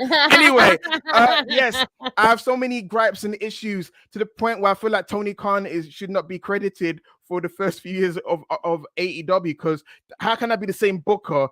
He's booking like Vince, senile Vince today. He's never 70 years old. What's the excuse? But it's crazy because he's got all the issues that we just mentioned about Ring of Honor. Yet Athena and Billy Starks may be the best women's story he's ever done. But do we give him the credit, or is it because he doesn't give a fuck? It's kind of like, you women do whatever you want. You book your own storyline. Yeah, it might be the Vince thing of he doesn't know what's going on Ring of Honor, so it's out of sight. He's allergic. He's allergic to women. He's like, yeah, sure. Because the fact, this is how you know. I am not going to give Tony credit for it. This is the reason why.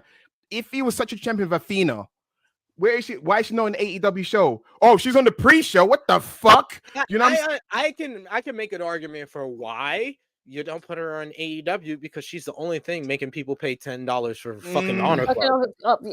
So why would people pay $10 for Honor Club if I can see her on AEW? Again, because he doesn't like women, because he's allergic to giving women additional matches. It sounds like a great excuse. No, but honestly, Athena is the only draw for Ring of Honor at this point. So that's why like I've been leaning more to the side of keeping her off AEW. Come on, as long as she has that title. That's why I want this story to complete it at Final Battle. This sounds like Billy starts to beat her so she can go to AEW. But as long as she has that title, she's the only thing making people pay money for this fucking app. Come on, man. This ain't Johnny Gargano and Tommaso Ciampa buying into Triple H saying, you guys could be the cornerstone of my company, of NXT. You know that kind of bullshit. If you stay here, you're valuable. What the fuck? She did not go to AEW to be, third tier, wherever level ROH is. She is one of the elite wrestlers. She's proven herself. Yeah, she had a clunky first tryout in AEW. Didn't go well. Then she went to ROH to rejuvenate herself. She needs to be rewarded for that. You can't be like, you're the only thing we have. Why are you the only thing? Why are you admitting that you got flaws? But I think she is going to be rewarded for that in 2024. That's the thing. So. That's the thing. Like FTR. Look at FTR last year. FTR did a whole year doing Ring of Honor shows. They were able to do AEW at the same time, but they were mostly, and that was because Ring of Honor didn't have TV. They were mostly on Ring of Honor. And what happened this year? They got rewarded. They got a huge payday. 4-year contract. They win the AEW World Tag Team titles. They become the second biggest act on the new show, the Punk show of Collision. Like, they got rewarded for putting in the work on Ring of Honor. I'm hoping we're going to see the same for Athena in 2024. So what you're saying is that Athena is going to get rewarded with another lackluster run, because you can argue FTR. No, she's going to get another contract, and she's going to get a TBS title run. I hope so, because FTR, yeah, they got the title this year, but you can argue that the tag division is dire. You're wilding. We're not gonna act like Bullet Club Gold versus FTR didn't happen. A fucking one match is justified. One of the best matches of the year. It don't matter if it was one of the best matches. I agree. Of the year. I agree. They had a great match with the Young Bucks in Wembley Stadium. They worked really well with the Guns. They gave the Guns probably their best matches of their damn career. We're not going to. The Guns should have kept the title. The Guns and the Claim should have kept the title. Don't do that, Skip. Don't do that, Skip. I'm gonna do the Don't do that, skip. Skip. I'm gonna Don't do skip that, this skip. I'm gonna skip my loo. Skip to my loo. Skip to my loo, my darling. Let's talk about FTR. Let's talk about it. Why they're not tag team champions now? FTR is really, really sad on you, Stat-E. Listen, I loved them last year. This year, I'm just not like. Why they're not tag champions now? Why is a makeshift tag team holding their belts? They cried so hard for the belts. They cried so hard. Why is the Golden Showers holding the tag titles? The Golden Showers gonna hold the tag titles now. Why they not? It doesn't make sense. It ain't. It's Ricky Starks and Big Bill because FTR didn't want to drop the titles to the Young Bucks. Exactly. So much for tag team wrestling. But look at the run that they're having now. It's actually pretty good. Look at Big Bill. Yeah, come on. Listen, I love them guys. I'm happy for them. Even though Ricky Stark should be TNT champion, even though Big Bill should be fighting for one of the 10,000 belts they have on in AEW. I'm happy for the consolation prize. I call it the consolation prize. I'm happy that they're getting pay-per-view paydays. It's better than nothing. It's better than slumming it. But FTR, they say they care about tag team wrestling, but they're actively sabotaging it with what they're doing right now. You don't want to drop the tag titles? Go back to WWE. They probably want that. Exactly, they do. Let's talk about a little news of someone who is showing some frustrations with AEW. Racist guy with his top 10 tag teams. No black tag teams. Fucking heck. You're right. Stark's black. We got Britt Baker has made the point that she has been completely without promo time on AEW Dynamite this year. Baker posted to Twitter on Wednesday after Dynamite to point out that MJF and Christian Cage's promo time on this week's show compared to her total promo time on the year. She said, tonight's AEW Dynamite MJF live promo time 7 minutes, Christian Cage live promo time 10 minutes, all of 2023 AEW Dynamite Britt Baker live promo time 0 minutes. The Wrestling Observer newsletter reports that the reason Britt Baker has missed television and this past Saturday's AEW Collision in Pittsburgh was due to illness, which prevented travel. Baker has been reportedly dealing with the back issues as well, and something she's been bothered with for a while. That is why her most recent appearances were to put people over, and she hasn't been on TV since. She expressed frustration with this, noting that she's had no in-ring promo time, and several talents were sick this past week in addition to Baker, which led to Tony Khan informing the crowd at the taping about the situation before and after the show was over, and he also stayed after to take photos with kids. And you said it's karma, Sat. Why do you say that? Listen, that Bruja magic from Thunder Rosa kicked in hard. You want to talk smack about Thunder Rosa's back injury and your back's fucked up too? That's what you get. Bruja magic. She got some. She got some Bruja on her. Her back is fucked because you talk shit. You talk behind someone's back, your back get fucked. That's what it is. I got no empathy. I'm sorry. She didn't have any empathy for Thunder Rosa. Is her back injury real? She didn't want to drop the title. And you got 0 promo time because you're not hot anymore. I'm sorry. Same stale. The moment Rebel was no longer out, I was out as well. I'm sorry. Rebel was what helped her. Yeah, Rebel helped her. When you got a second, when you got someone to interact with, like backstage skit, when you lose that, you're exposed. Without Rebel to prop her up, to make her look like a star. She doesn't look like a star right now. They put Saraya ahead of her, and you can say whatever you want to say about Saraya. Right now, what can you do with Britt Baker? She sucks as a baby face, because no offense, that's why she became a heel in the first place. She doesn't have a third dimensional personality. She's like a Miz or Jeff Jarrett. They only just work as a heel. I honestly feel like they missed the ball with her as a babyface. She should have turned babyface after she lost the title last year, but they missed the ball with that. Josh, I heard you. What did you think about the whole situation with Britt Baker, her being off of TV, and do you think her frustrations are real? I mean, it could be real, but I don't feel that bad. And I love Britt Baker. I mean, I don't feel that bad because when you hear about all the issues between her and Thunder Rosa, remember, Thunder Rosa didn't do anything. She didn't do anything. And, maybe Sadie's right. Maybe it is some karma. If she put more time, fixing up her wrestling skills instead of talking trash about Thunder Rosa, she'll be back on TV right now. Yo, like I said it on A Rambo a few weeks back when she was still wrestling, and it was just always shit. One of the worst matches of the year for AEW is Taya Valkyrie versus Britt Baker, where how everybody will remember that match. That was the match that had treat the woman better sign in the crowd. Yes. That's one of the worst matches of the year, and that's when I was like, Taya was supposed to win. Yep. You need to do what Thunder Rosa did. Take some time to fuck off. And that's what she's doing right now. And I'm a little bit easier on her, but I haven't heard the best things about Britt Baker and her backstage behavior towards people, especially people of no rebel. I don't care. Yep. So yeah. I can't defend her all too much. Pillars, the curse of the pillars. They're all crumbling one by one. All injuries, all lackluster pushes for them all. Learn how to wrestle more, bear. Don't disrespect MJF or Darby. Come on. Listen, they're the only two. The others are being proven to be frauds. Fraudulent behavior. Oh shit! Wow. This man is just not holding back any punches on these fools right now. We got Nate in the chat. He says, I'd rather see Athena as the number 1 chick in ROH than the 7th in line at best in TK's AEW. As long as she is getting the bag, I'm happy for her. She can make the case that 2023 was the best year of her career. She's my pick for Women's Wrestler of the Year. Because the only other person that's competition is Rhea Ripley, and name me a good Rhea Ripley match in 2023 that wasn't with Charlotte Flair. With Charlotte Flair. You know, I was about to say that. I was about to say Zelina Vega, that Natalia match on Raw. This guy. Sid.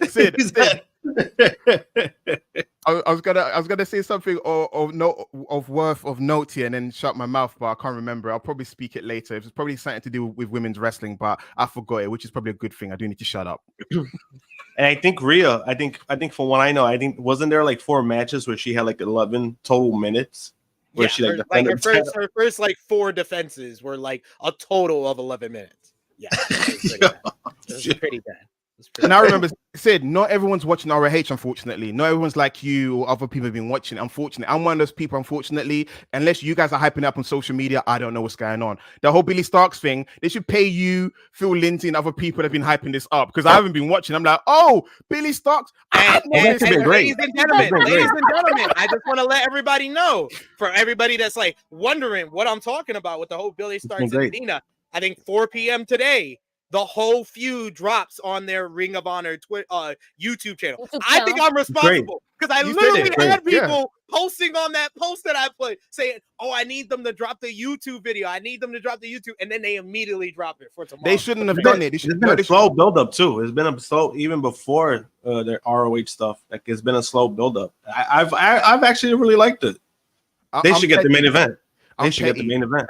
I'm petty. They shouldn't have done it. It's like you subscribe to Honor Club and watch it, as I would have done. Shame on me. Yeah, crazy. Yeah, Sid's probably paying for it. Yeah, and I paid for Honor Club. Yeah. Exactly, and everyone's jumping on board again on YouTube. That's a smack on everyone's face that's paying for it. Nah, go on Honor Club and watch it. How dare y'all smack me in the face?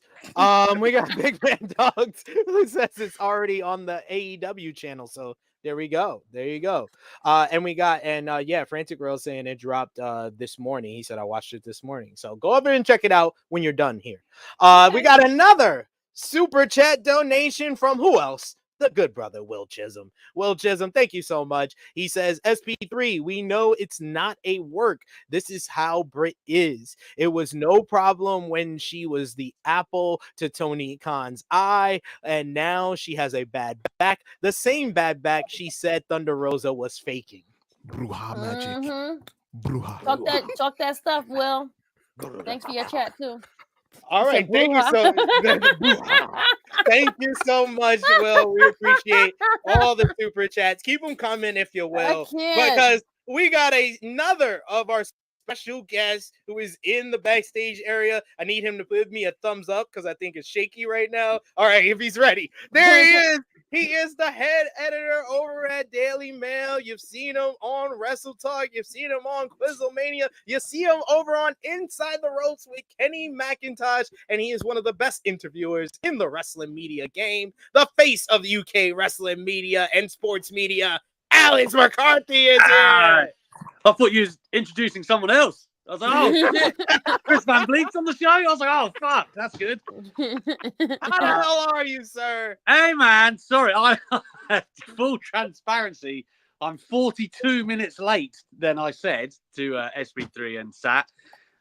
Good friend that I am. Christmas decoration day, I'm afraid. You know how that goes. The kids took that shit over. It's been exhausting. It's been exhausting. So you got the tree set up. You got the tree set up. Everything's good. It's all good. We've got fucking, the Santa on the shelf. We got all that shit, all of it, mate. Don't you worry about that. And I was hoping we would get done with AEW and ROH before you got here, but Sat has been on his heel turn. Every time he's on here, he turns into a big old heel. He's been shitting on FTR, Britt Baker, and who else? Who else? But in his defense, he keeps the same energy. He does this all the time. I was about to say, this is the real Sat. I'm glad everyone knows Sat like I know Sat. Yes. He's a bad guy. I'm a piece of crap. Thank you. When people say, Sat's nice, I said, no, I'm not. I'm a human being. I'm a piece of trash. I'll tell you to fuck off. This man had kids and said, fuck all of you. This is the real one. This is the real Sat. Exactly. He's the Black Okada. Exactly. Oh shit! He's just angry now that he's had a child. Yes. Alex, how the hell have you? How the hell have you been? I'm good, man. I'm good. Like yesterday, I got to speak to Bryan Danielson. That was a thrill. Nice little chat with one of the goats for me.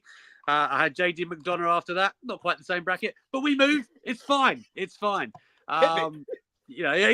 Going from Danielson to McDonough, it's like having Sat, and then I turn up 40 minutes later. That's kind of how that goes.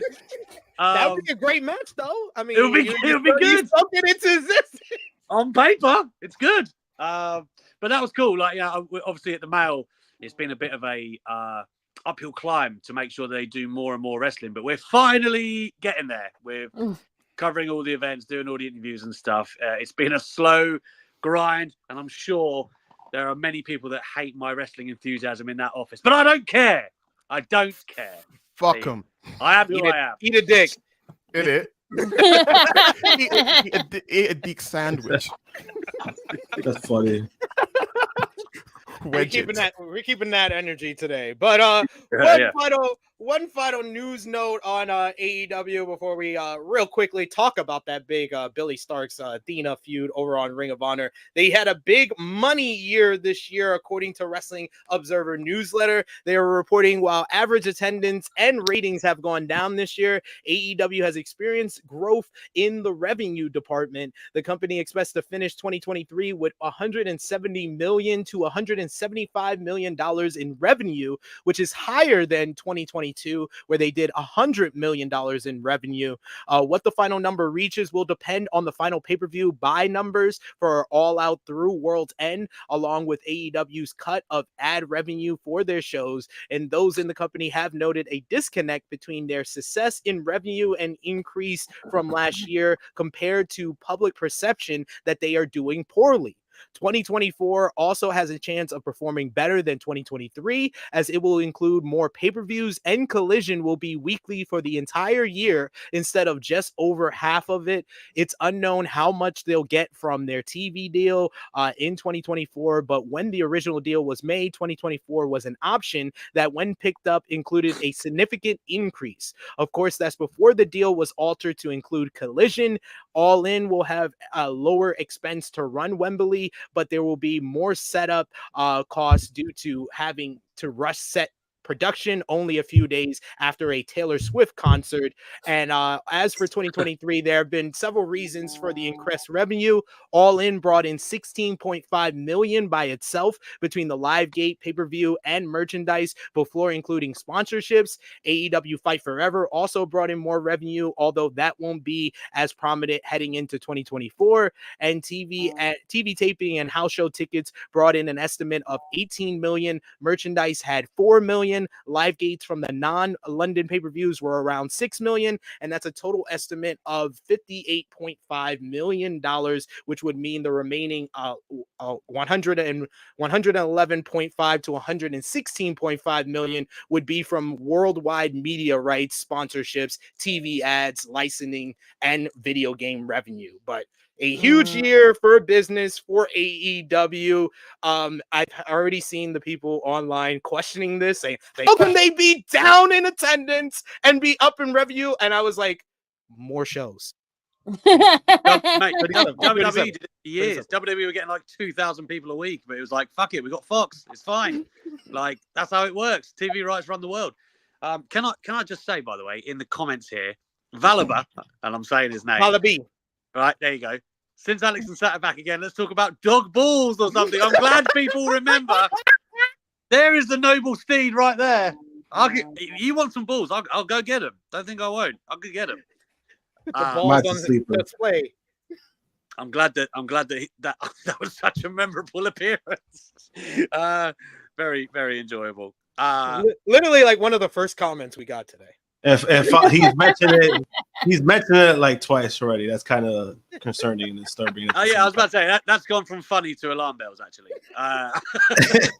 Little bit concerned, but you know, it's fine. Stranger danger.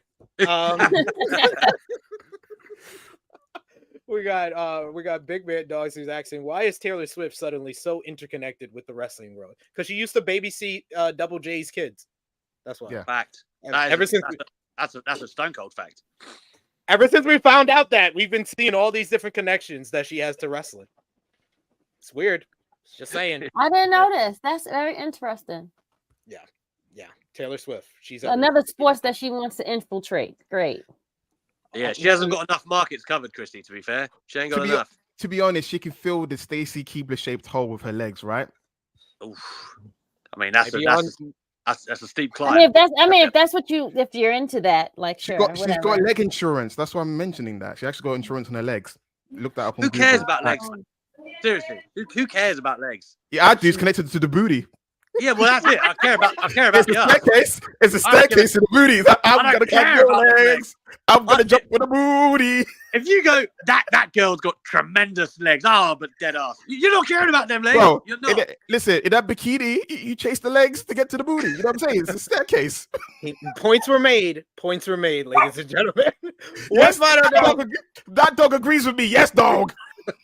One final note before we get into WWE, because I know you guys have been waiting for us to talk about the CM Punk news. We had to wait till Alex and Sat were both here. But Ring of Honor TV on Honor Club, the show featured Billy Starks beating Marina Shafir in a hard-hitting match. Post-match, Athena graduated her MIT students, with her giving Lexi Nair the valedictorian award instead of Billy. This led to Billy snapping and attacking Athena to set up Mentor versus Minion at Final Battle 2023 on Friday, December 15th.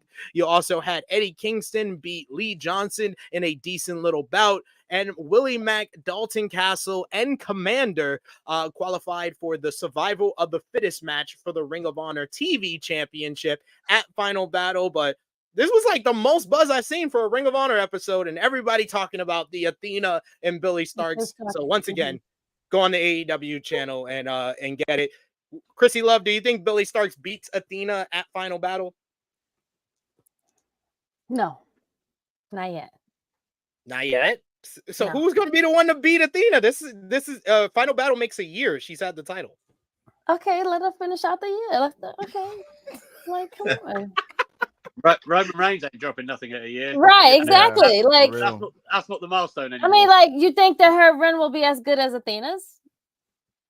Maybe she'll drop it in 6 that months. Paul said it all. You didn't even say. You said maybe. Like you, like I know that I know that that's bullshit.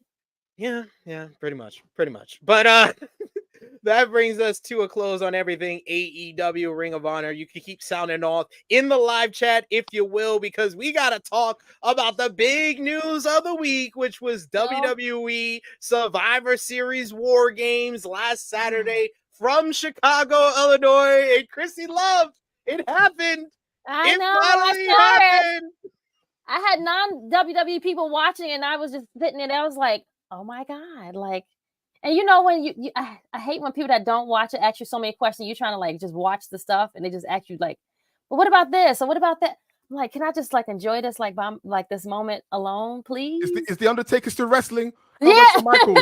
Is Bret Hart there? Rock? I love Yeah. Yokozuna. You know who used to be my favorite? Billy Starr, Yeah. Superstar Billy Graham. Yeah. WWE Just like that, yes. Survivor Series featured, of course, the shocking return of CM Punk. Phil Brooks back in the WWE for the first time in nearly a decade to close the show to a massive ovation in front of his hometown Really crowd in Chicago. And yeah, he did do that. He took it But all. yes, He did all of that. I'm sorry. one of the more shocking returns in WWE history, one of the loudest applauses that we've heard for a return almost ever. And yes, it did. It did overshadow the return of Randy Orton, who helped Cody Rhodes, Sami Zayn, Jey Uso, and Seth Rollins defeat the Judgment Day and Drew McIntyre to win an excellent men's War Games matchup. Meanwhile, the ladies were showcased in a wild women's War Games opener where Team EST's Bianca Belair, Shotzi, Charlotte Flair, and Becky Lynch beat Damage Controls, Io Sky, Asuka, Kairi Sane, and Bailey, despite Io pulling out her favorite trash can over the head, jump off the cage. It was Becky Lynch and Charlotte Flair coming together in the end to pick up the win for the baby faces. Meanwhile, Gunther continued his legendary reign with the Intercontinental Championship, defeating The Miz in a good matchup. You also had R-Truth made his return to WWE in a backstage segment promoting Ruffles chips. Yeah, that's what we used R-Truth for. And Rhea Ripley beat Zoe Stark to retain the WWE Women's World Championship in easily the worst match of the show. Sorry, Rhea. Sorry, Rhea. You just, it seems to be a theme with Rhea Ripley title matches. She's one of the biggest stars in WWE, top 4. But my God, does she do they not know who to put against her? Like, it just seems like this company did not think about getting anyone over. They were just like, we're doing Rhea versus Becky at WrestleMania. That's what Triple H told the creative team. And then the creative team was like, what about the other 12 months? And he was like, Rhea versus Becky. I don't think anybody was calling for Zoe Stark, Rhea Ripley. I don't think anybody was. Not even Zoe Stark, probably. She was like, me? Yeah, man. Not for me.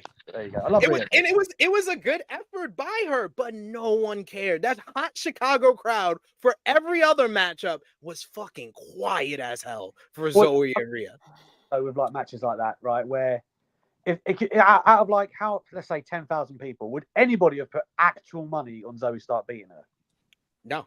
Like at that point, it's like you're fighting a losing battle. You've got to make it hella entertaining and engrossing to get you to buy into it at that point and to enjoy it. Because everyone just knows, man, foregone conclusion. Indeed, but Alex, I wanted to ask you your thoughts on the big return of CM Punk at Survivor Series. How shocked were you to see Punk return? Yeah, I'd love to be one of them guys that was like, yeah, I knew. I didn't fucking know. I did not know. It was... I always felt that he was coming back. I didn't think it was going to be now. And only like a day or two before did I start hearing things about like, oh, you know, there's some really like covert meetings and like run sheets being kept secret that you might usually be shared ahead of time and stuff like that. But even then, they were like, the people that I was talking to were like, yeah, but it's not going to be Punk, is it? Like, you know, so like I didn't for a second think it was. I thought, you know, it could be a litany of things, you know, maybe even to do with Randy. I didn't think it would be Punk. But I've got to tell you, I was hook, line, and sinker when the credits came up at the bottom and they'd had the big moment with Randy, and I thought, that's it, cool.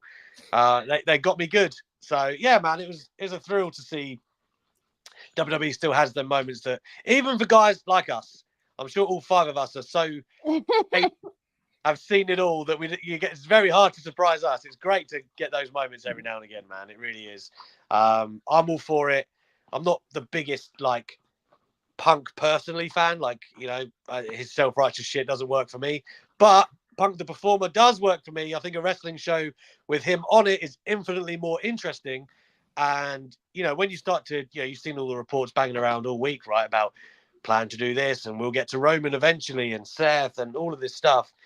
I've got to say, man, it's exciting, it's fresh, and that's what I want in my wrestling. So I'm all for it. I was surprised, and that's a double winner right there for me. Josh, I know you had your thoughts on the CM Punk return. What's kind of like after a week of kind of letting it absorb, like how big do you think that this shock will be when you kind of look back on it a year from now? Do you think that this will hold up as one of the most shocking returns in WWE history? Yes and no. Shocking that he showed up. I just think, I don't know, I'm very mixed about it. Just because, I mean, he only went back out of spite.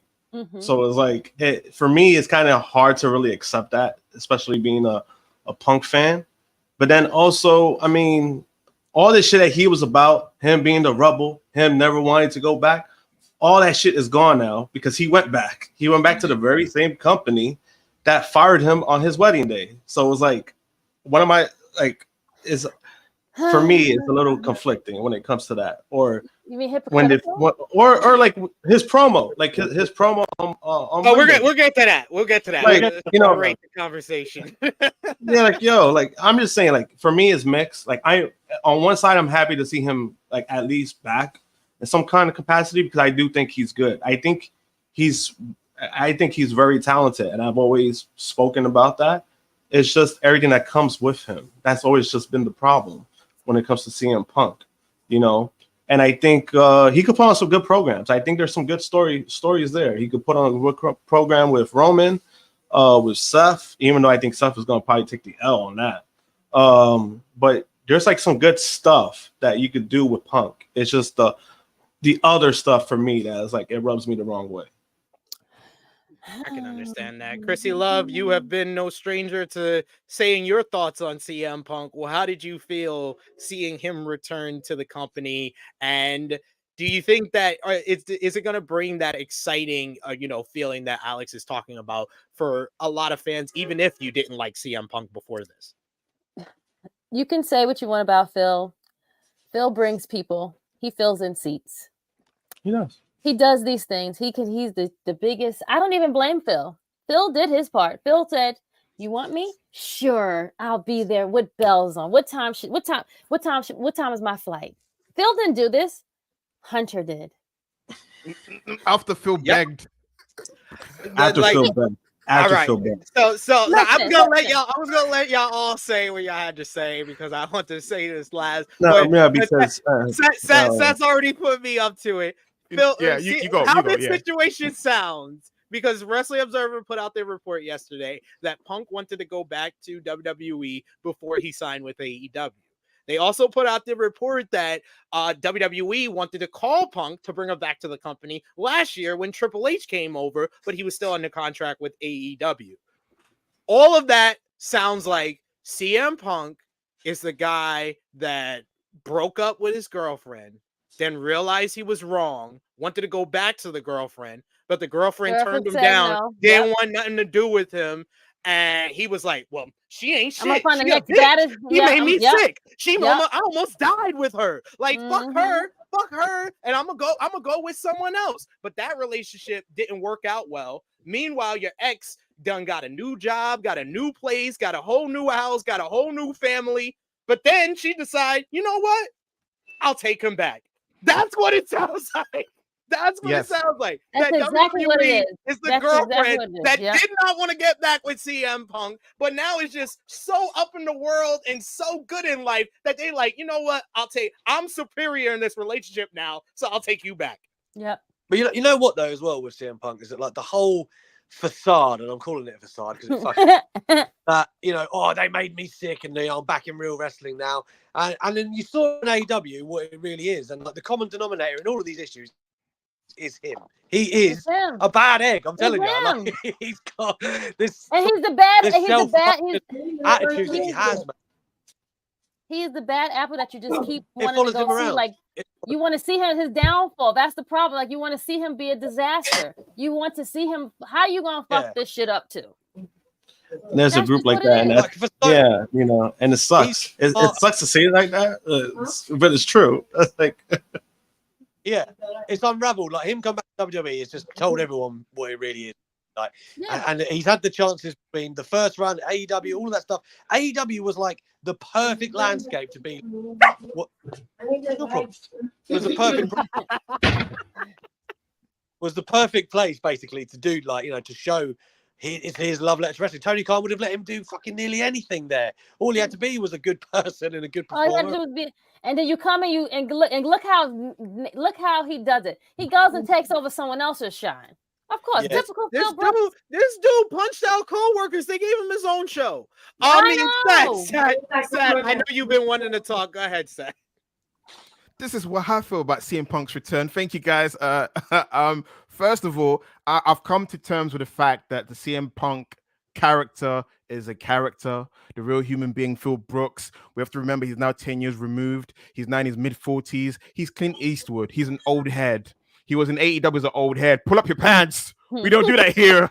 Real glass. In my day, we don't do real glass. I think he's institutionalized to WWE. Mentally, WWE is the perfect place for him. We thought that because of how he appeared or how he came across, he'd fit more with the Kenny Omegas and the Young Bucks and so forth, but he's not. He's got an old head mentality. As much as he cried about The Undertaker, he's more like Mark Calloway than he wants to admit. He's got the old head mentality. He probably will come back and say, where's this wrestling court? I miss it. Video games, yuck. You know what I'm saying? So we have to accept that he's got old head mentality. Terry Funk, Harley Race, love me. Eddie Guerrero. I mean, you hear him talk. He's got an old head mentality, which was rubbing off, I guess, the people in AEW the wrong way. So it's kind of like philosophical differences, Phil. The philosophical differences is the reason why he couldn't stay there, because it bruised his ego. Nobody wants to listen to me. I am a former champion. Listen, I've got advice on how to get over. I'm not a good wrestler, but my personality and performance got me where I am today. No one wanted that. Jungle Jack was like, I don't give a shit. My dad was an actor. I want to use glass. So it bruised his ego that no one wanted to look up to him like the way he wanted. In WWE, they have structure. I think the fact that AEW lacked structure, he wanted to add structure. No one wanted a structure. So I think in a weird way, he wanted to show, this is why you need structure. Look what I'm getting away with. I'm punching you in the face. I'm punching you in the face. Look, I'm getting away with this. You know what I'm saying? He's like, you need structure. Look, I'm punching you in the face. And in the end, he's like, Tony, I'm going to come for your throat. And then Tony's like, oh, shit. You don't have structure. You know what I'm saying? The AEW like structure. I keep saying, I don't want it to happen. I feel like AEW is one bad accident away from taking shit seriously. Because the fact that, you know, I'm going on a tangent, but it's all related. The fact that Bryan Danielson sits on the committee is like Vince McMahon saying, Undertaker, you be part of this committee and get rid of people. You know what I'm saying? But he's actually done that. He's actually done that, Sat. And Triple H, I literally said this earlier, and I just want to repeat it to Sat, because I don't think that if you're thinking that, I don't think you've realized that the fact of Triple H has been a part of management since 2003. He's been a part of management since 2003. He did not retire from professional wrestling until last year, Sat. He was dicking his daughter, so he earned a right. Well, first of all, he went 2 decades without one of these motherfuckers saying what you just said about him. Like, his family. His family. It does not matter. He's a wrestler. He's a wrestler. It's Vince. Does he follow the rules? You see, we expected Tony to do something differently. You know what? You're right. You know, what's good for the goose is good for the gander. Okay, now he's back in WWE. Okay, let's talk about the return. I did a tangent on AEW. WWE return. I didn't want it to happen. I didn't care for it to happen, but it's happening. I made the joke that he says he loves wrestling. He can go New Japan. He can go to TNA, but WWE is the big stage. For me, there wasn't that much dream matches for me to actually clamor for a return. That's the reason why. Even the whole, I know we're going to talk about Stone Cold soon, but come on, these guys are old men. This reminds me of Shawn Michaels for Saudi Arabia. We all got excited, and look what happened. Reality kicked in. They're old as fuck. They're old as fuck. But you know what? Each to their own. Everyone's all gas. WrestleMania 40, WrestleMania 41. They're old as fuck. And what's gonna happen after on social media? You toxic ass motherfucker are gonna shit on the match. Oh, Austin didn't take the bump properly. Oh, see him. Okay, I'm going on a tangent. What I'm trying to say is I can't wait for him to feud with Sami Zayn. I can't wait for him to feud with KO. So I'm looking at the positive. I can't wait for him to feud with Roman Reigns. Even though I don't really care for it, he's part of the reason why Roman Reigns got booed in the first place. But yeah, Austin, they're old as fuck. Austin's nearly 60. You're all hypocrites. Hogan, you found it too. Hogan was what, 53? Hogan's too old. Oh, Piper's too old. Flair, everyone's shitting on Flair right now. Wow, he's only 10 years older. He's only like 10 years. I love you, Sam, but I need to fucking dial it down. What has Steve Austin done? Right. Everyone, listen, I love Steve Austin. Steve Austin up like 50 seconds ago. What did he say fuck me for? Like, no. You're talking about Steve Austin. What the fuck has Steve Austin done? Listen, you know what? Steve Austin has done anything. He just don't pick up the phone, Steve. He's done with KO. He had a serviceable Rikishi No Mercy match, 2000 match with KO to hide a lot of things he can't do anymore. Oh shit! He compared Stone Cold versus Kevin Owens. Yes, Stone Cold versus Rikishi. It's the same match. No mercy. Same formula. No bumps, just punches. Oh, I'll take a suplex to the guardrail to show I still got it. Listen, no one really wants to see the match. The nostalgia is disguising your. You know, if they do a good match, I'll be shocked. I'll be doing this the whole time. I'll hold my cross. I'd watch it. I would watch it. I'd watch it. Austin was good. I was there. It was good. I know it was good because KO is still in the prime of his career. He can, he can do certain things. You guys he's the one that carried the match. That's exactly. Of course. But you're making out like CM Punk's in a fucking wheelchair. Still, mate, he could carry a match with Steve Austin. Come on, the crowd. The crowd half the work in that match. Half the work. What I'm trying to say is the match is not gonna live. People have this. Okay, as long as you have a realistic expectation, I don't mind. I'm realistic about my expectation, which is minimal to none.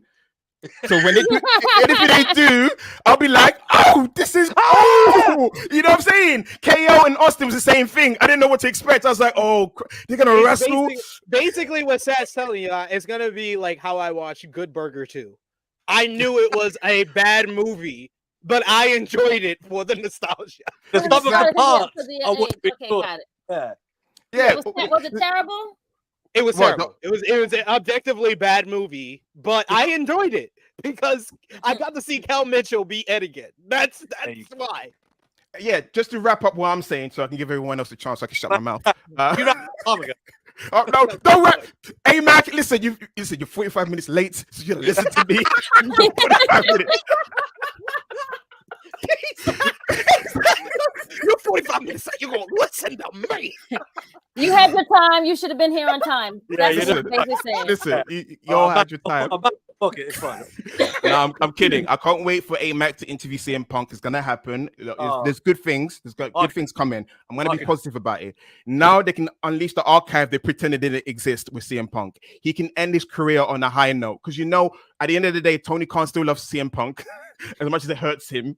So he can still have the accolades he won in AEW, but in being back in WWE, I felt like he did all he needed to do. But now that he's back, I'm looking forward to his feud with Sami Zayn. He needs to feud with Sami Zayn. That's what I'm looking forward to. That's what I care about. The promos will be great, passionate. Him and Seth Rollins, it is what it is. Seth is good to a degree on the microphone, but I feel like KO and Sami Zayn, they'll bring that kind of energy you want, and Roman Reigns as well. You put in the face. Honestly, KO and Punk definitely like. There's some real life heat there that I want. Yes. I want to explore. People can say Eddie Kingston, KO, and CM Punk. Oh, yeah. So there's a bunch of news about the CM Punk return. PW Insider reports that CM Punk officially signed with WWE on Saturday morning, right before the show. Additionally, the deal between the both sides reportedly came together over the last week. The contract is said to be several years in length, suggesting that it is a multi-year deal. It's stated that after both sides... It stated that after both sides finally talked, the deal came together relatively quickly, and WWE views this deal as a new beginning for both parties. The report also notes that there was discussion of holding off Punk's return until Royal Rumble in January 2024 in St. Petersburg, Florida. However, the feeling among sources who informed PW Insider is that they waited to reveal Punk's word would have spread around WWE about their plans, so they likely would have leaked. Also, the promotion reportedly rushed Punk's return in a scenario where he'd only have to drive about 20 minutes from his home to Allstate Arena, where he previously defeated John Cena for the WWE Championship at Money in the Bank in 2011. Triple H noted in the post-show press conference that the deal came together very quickly, and all on their Punk and WWE are all on the same even starting ground. Punk's deal is, as noted, a multi-year deal, and PW Insider and Fightful Select had published additional reports. Both reports note that Punk's return was a very closely guarded situation, and PW Insider reports that no one in creative production beyond Triple H and Nick Khan were aware in WWE about Punk's return until during the pay-per-view, and that a small select group were made aware during the show. Most talent were not told until moments before the main event match, though it is believed that at least a few talents were privately away before that moment. Fightful adds that CM Punk had told a select number of people close to him that he was returning to WWE. Regarding the Shinsuke Nakamura making references that were perceived to be about Punk, they were not done with any knowledge that the deal was in place or potentially coming in place, and one source close to Punk was quoted, whether it be Nakamura, USA Network Twitter account, or anyone that said he was coming back prior to last week. None of them knew because Punk didn't know. He even said himself that nobody claiming that they knew the situation fully really did. Fightful independently reports that most people were not told, including producers, referees, talent, staff, and head writers, and there had been word that Triple H, Bruce Pritchard, and Michael P.S. Hayes needed to talk about a change to the main event, but there were no specific word that it was related to Punk. Fightful also notes that the talent was pulled aside before the War Games matchup and told that Punk would be returning at the end of the show, and both sides note that Punk was brought into the arena towards the end of the show, with PW Insider noted that WWE secured an area for CM Punk and had everyone nearby move somewhere else to protect the surprise, and it was noted that that Triple H took over producing the show at the end and called for the copyright graphic and then called for Punk's music to hit. Now we got to talk about the reaction to CM Punk's return. In a bizarre turn of events, WWE superstar and former champion Drew McIntyre was said to have stormed out of the Allstate Arena following the main event War Games matchup. And according to PW Insider, McIntyre reportedly stormed into the backstage area and then slammed his locker room door. Then after WWE Survivor Series went off the air on Saturday, WWE World Heavyweight Champion Seth Rollins had to be held back, Jesus Christ, by Michael Cole and Corey Graves because confronting CM Punk. The video that circulated online shows Rollins yelling "fuck you" at Punk while also throwing up his middle finger at him. It said that he grabbed a hoodie, then immediately left, talking about McIntyre, turning back to the McIntyre part of this. It said that he immediately left the Allstate Arena, and reports notes that everyone obviously saw that McIntyre was angry, and it's unknown why. His mannerisms were said to have been loud and obvious, and a lot of people witnessed it happen, and the event also reportedly became a subject of conversation backstage after the show. It's unknown why McIntyre was hangry, but Drew McIntyre did leave before CM Punk did make his return during the show. His contract with WWE does expire following WrestleMania 40, and it's unknown what Drew plans to do following the contract expiration or if he plans on playing the free agency field or remaining with WWE. Regarding the reactions of talent in the company, Fightful Select notes that several talents on the roster are upset in general, though that's not universal, and there are also people who are excited, curious, and the like for CM Punk's return. At least one talent claimed to Fightful that they were legitimately upset, and both Drew McIntyre and Seth Rollins looked angry, and McIntyre reportedly stormed out of the arena. For absolute clarity, PW Insider and Fightful Select acknowledged that it's possible that both the Rollins and McIntyre situations are works. PW Insider notes that they were told the McIntyre situation was not a work and that no one was filming it backstage. Meanwhile, in Rollins' case, there were cameras rolling in the arena, and Rollins was in front of a live crowd and was captured on fans' cameras. It was noted by Fightful that Rollins was backstage in Gorilla and was looking for Punk before he was ushered away by Triple H and Michael Cole in what was called an awkward situation. But Fightful also noted that the relations were not all negative and were filmed for potential digital content, and that at least a couple of Punk's old friends in the company greeted him backstage. So there's more to this, but I just wanted to get your feedback on this so far. I heard Krssi Luv laughing, so I'll start with you.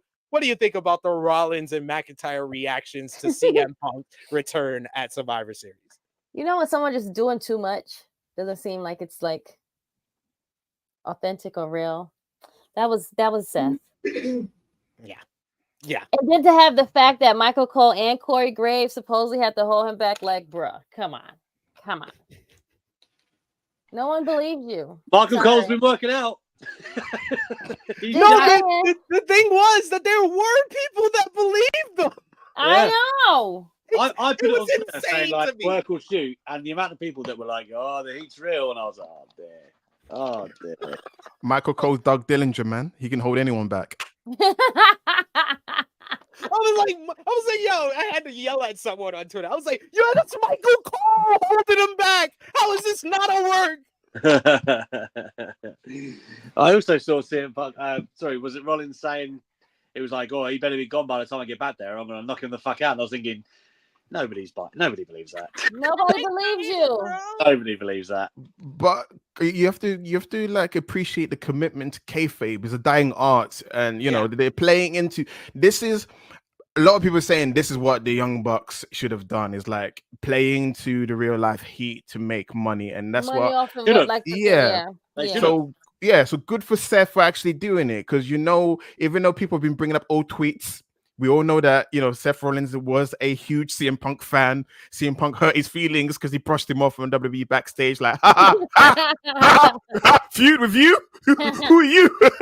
Where's your mate Roman? Who's this guy? he's like, I'm trying to get money when I come back. Yeah, Feud with you. Because I got to draw with you. Yeah, I'm not gonna I don't need to talk to you. You're number 2. I need the number 1 guy. He said, where's Becky? I'll wrestle Becky. He goes, I don't doubt that Seth does dislike him at all, but I I do not that part I do believe. So that's why I said some of what he was doing was legit. However, when you're doing too much, when you on an oversell, that's just what it is. Yeah.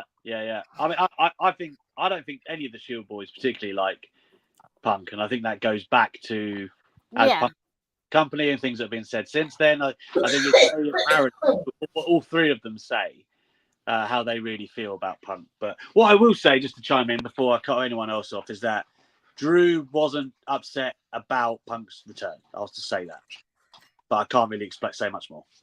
Hey, there, you gave us enough there. There's confirmation. Right, I'm about to say I don't. Yeah, it's good that you heard from it somewhere. Yeah, it's not like you talk to Drew a lot. I you don't know him. I never met the fella. Yeah, exactly. I think now it's to the point where now the line now gets pushed down one more notch. Like the people that was at the top, now that has been waiting there, now have to go down one more because this person's going to be pushed all the way to the top. Poor Drew, man. That's true.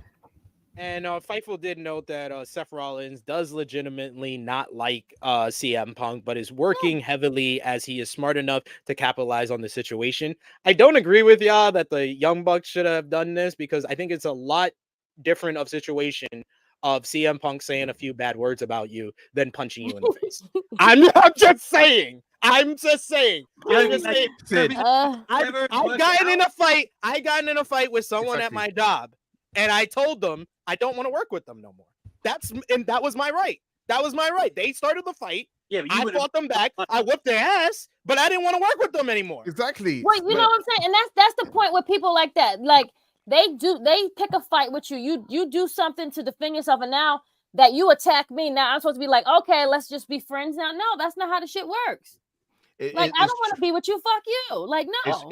I personally been like, look, the biggest thing that could have made money for me, like, we're not even talking about the Bucks here, like even like Kenny and Punk, right? Maybe that's where the money really was. Like, it was. That would have been big business for AW. Like, I don't think, like, especially, we don't know the finer details. We've only got reports here and there, right? We're never really going to know till one of the sides actually say what happened. But let's say it is like what we thought, where there's fucking Ace Steel biting people, shit, right?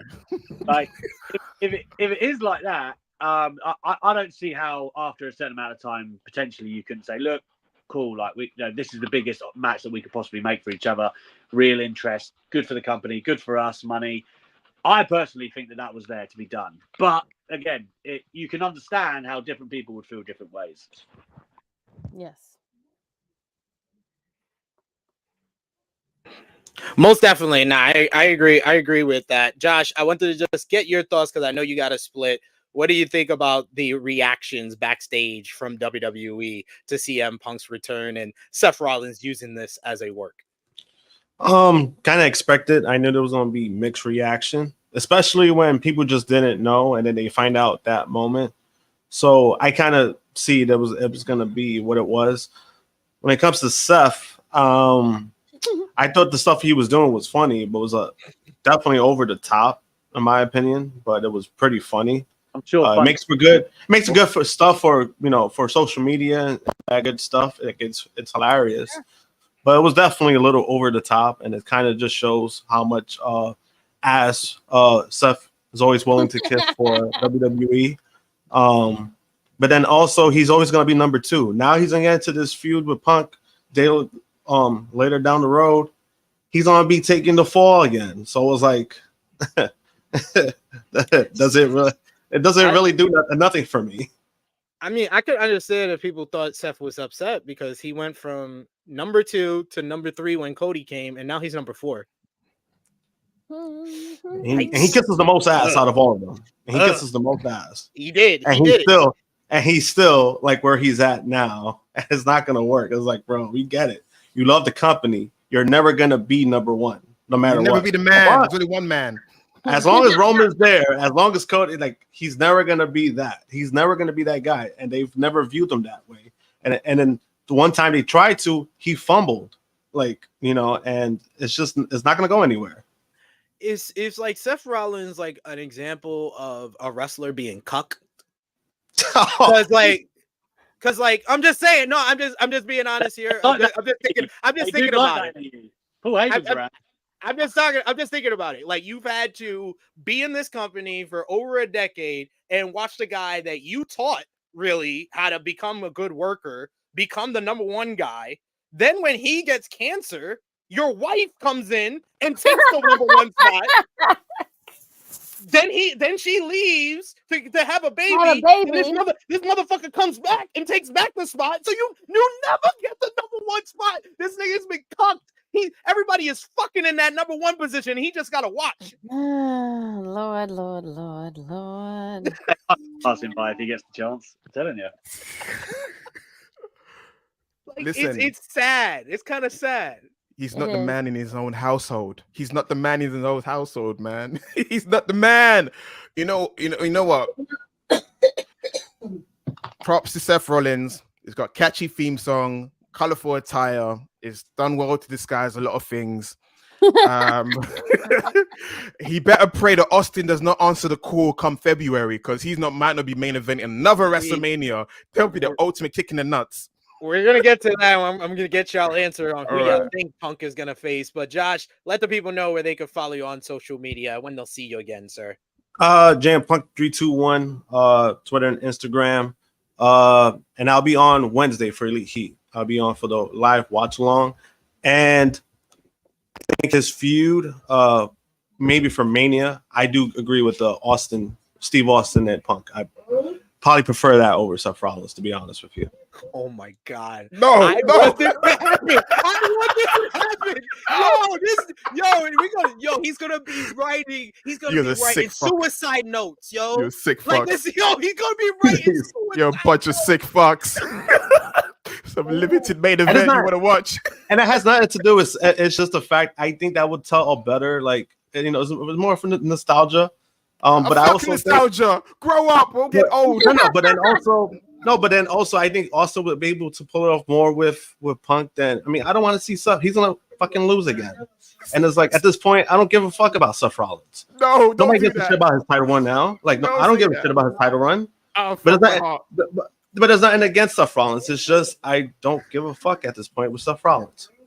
I will say the second most disingenuous thing said on Monday Night Raw besides CM Punk promo is when Seth Rollins says he holds the most important title in WWE. Yeah. It's like, And that promo was also lackluster. I'm just gonna get that out there. thank you, Josh, for joining us today, good brother. We will see you next time. Bye, And, of course, Josh. Good to coming see in you, the brother. clutch, fill in. Yeah, Thank take you, care. brother. Appreciate you. More CM Punk in WWE because that's the news this week, pretty much. Fightful Select has Right. more details on the backstage reaction of both WWE and AEW. WWE talent are expecting to talk to officials in the company and get assurances about Punk and his role in the company in the future. Like AEW, when Punk returned to Collision, the reaction backstage in WWE has been more muted than one might think. There have been people who say they don't want to work with him and are considering leaving. Like AEW, however, there have been no reports of anyone actually requesting to leave over Punk. It was also noted that there are some top talent in WWE asking friends in AEW if Punk was involved in the Devil storyline as recently as a month ago, and it was previously noted that Punk was never considered for that role. As for Tony Khan, the word on Saturday is that he seemed more concerned with losing Katsuyori Shibata, who had to return to Japan, than Punk's arrival in WWE. The Punk appearance was kept secret in WWE, and Punk either told or hinted to close friends that it was happening, and WWE is currently using renders from Punk's last run in the company, as well as the same Titantron video. A source at Peacock noted that the playlist of Punk content, which went up immediately after Survivor Series, took no time at all to put together, and prior to Punk's return, talent and staff were advised to ignore any Punk chants or on SmackDown and Survivor Series. So that clears up everything with AEW and WWE reactions. So yes, it is time for the question of who will face CM Punk at WrestleMania, because a new report has revealed some of the plans for Punk's feuds in WWE. Sports Illustrated had a new report on Punk's return to WWE, and much of the report covers and confirms previously reported details, but the report also had some details on the plans for Punk's feuds in WWE. As one might expect based on Seth Rollins' reaction and the reports that Rollins is working, the plan is to have Punk feud with Seth Rollins first. It was noted that Punk being on Raw is strategic because WWE is still in talks for their Raw TV rights deal, and the report also notes there are plans for Punk to feud with Roman Reigns at some point down the line as well. It was noted that there are concerns among the active roster about how Punk will deal with the locker room given his history, which is said to be similar to the locker room reaction to the 2002 returns of Hulk Hogan, Kevin Nash, and Scott Hall, based on their reputations in WCW. Several talent in WWE noted to the site that they believe the WWE locker room is more united than AEW's, which will lead to less leaks and thus less problems. Fightful Select reports that with the recent return of CM Punk to WWE, there have been talks and people in the company pushing for a potential matchup between Punk and WWE Hall of Famer Stone Cold Steve Austin.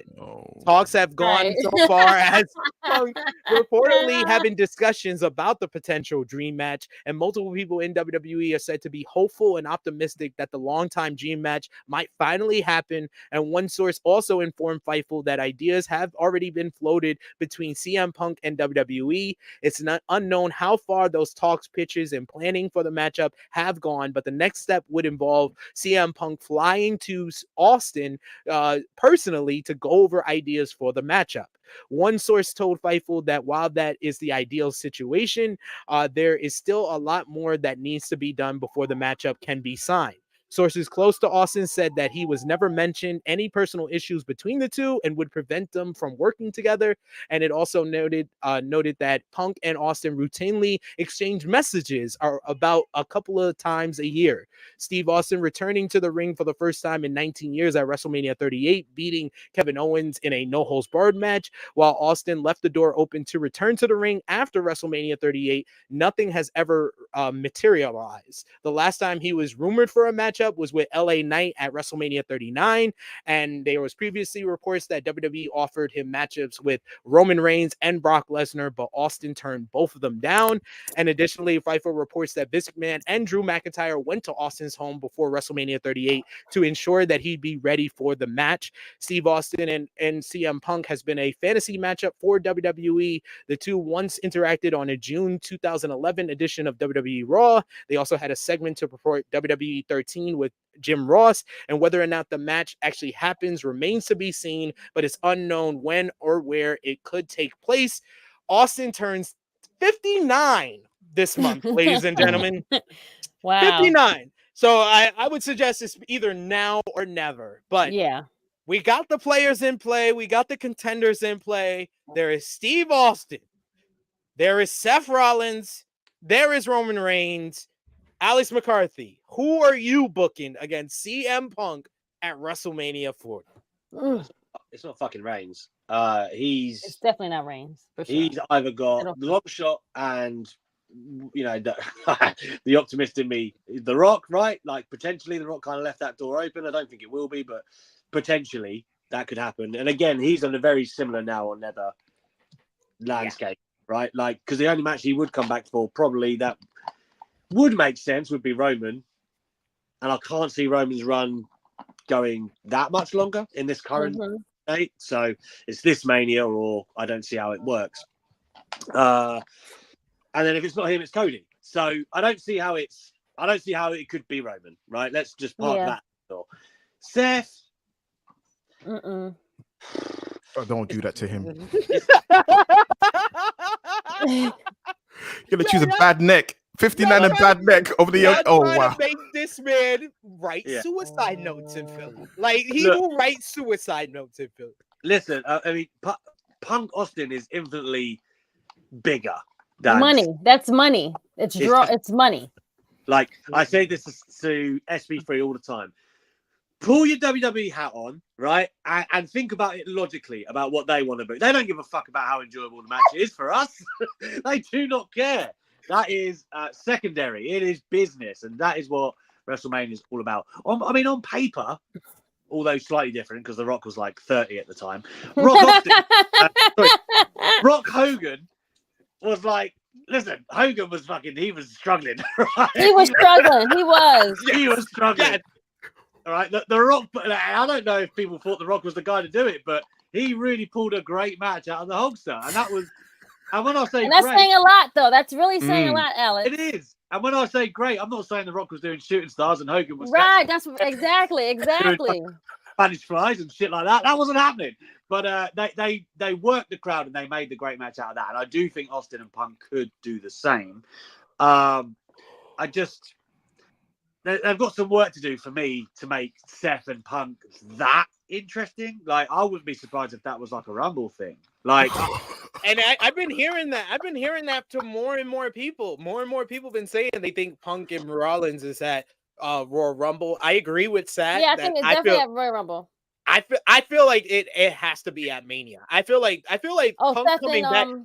I feel like Punk coming back at Survivor Series was just for Chicago. They have no plans to give him a singles matchup at the Royal Rumble. I just don't see it. I see him being in the Rumble match, but I don't see him being in a one-on-one matchup at Royal Rumble. So I would think that Seth is the first at play, and maybe you try for Austin at 41. That's a long shot too. 41? When he's 60, I'd rather that. Yes. Now or never. Look, this is what I will say. is this reminds me of Well, when do WrestleMania Backlash, then I don't know. Like you can You Saudi Austin Saudi work. Exactly. That's Yes. even better. Like That's you even better. can't- Yes. You cannot Retirement put home. that right. You cannot not retirement Retirement home home. mania. I would hope WWE would learn some lessons of like. Do you remember when they thought they had Austin and Hogan? Basically, right? They had, and then obviously Austin done one, and Hogan was just fucking old. Like that. That should have been going. We've got CM Punk, and this is what we'll do 2 years from now. It's fuck me. You can't bank on that. You really can't.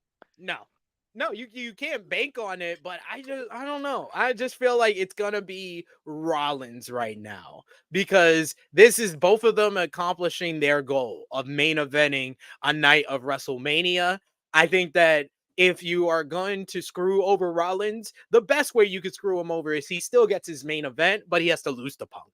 I think that by screwing him over of he doesn't even get the WrestleMania event and this guy comes in and immediately gets it over him, it's just like, dog, what I gotta do? Why y'all treating me like this? Put me in, coach. Tag, put me in. For the record, I'm ready to play. Like I'm here. I've been here. I've been a valid player this whole time, and you won't put me in. Put me in, coach. That's what it is. Daddy Paul, please. Look, my dog's going crazy. Your dog's like, no, we can't have Stone Cold versus Punk. For the dogs in there, man. Stone Cold, bro. Not Seth, bro.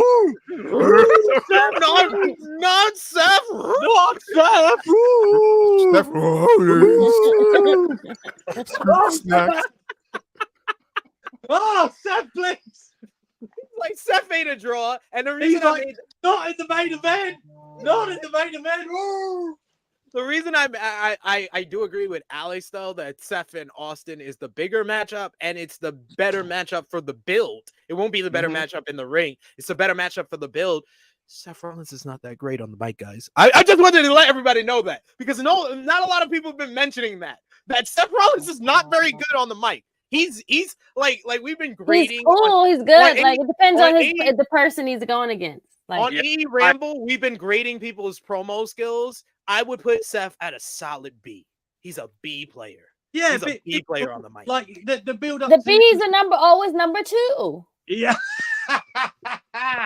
The build to Seth and KO during Corona, that was pretty good. Seth had pretty good promos then, actually, but I can't argue anything above a B. I can't. Yeah, like you can't. I would go as far as saying he's most of the time a B minus, but I would say B. I'm being generous B over the last year. I agree. It's a miracle that he's actually a B because he used to be a C. There's a reason why Dean Ambrose did all the talking. There's a reason why Dean Ambrose did all the talking in the Shield because my guy was like, you know what I'm saying? That was him. Not Taz. Oh my God, not Tasmanian Devil. Stop Exactly. it. Listen, it wasn't until he turned heel he started to find himself. But yeah, I agree with you. He's not the best on the microphone, but he's been able to hone in on getting the points across better. He's not the most eloquent person. It's kind of like, these are the points we want you to hit. He does the passionate promo. He does they ask me, I'm in here, I'm in here. You know, he does that promo, and that's what gets him over. But no, the thing that got him over is him doing that. His music. His music and his music and his dad dancing. Yeah. So I agree with you guys. Listen, realistically, in terms of WrestleMania build, in terms of my way or the highway, the CM Punk Stone Cold promos will be astronomically incredible.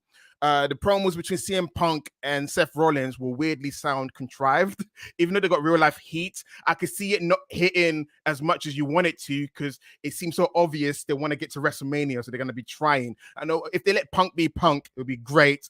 Seth has to take promo lessons from Becky because he's going to need it because you have to sell that main event. If he can't sell that main event, then I can't back him anymore. As much as the match will hit, because you know Seth will go all out. His back is fucked, but he'll go all out so after they can do surgery to make Punk look good so he can leave. We know that. But yeah, Seth will have a good match. Let's not downgrade the man too. Yeah. Like, he's elite inside the ropes. Like let's not disparage him too badly. Yeah.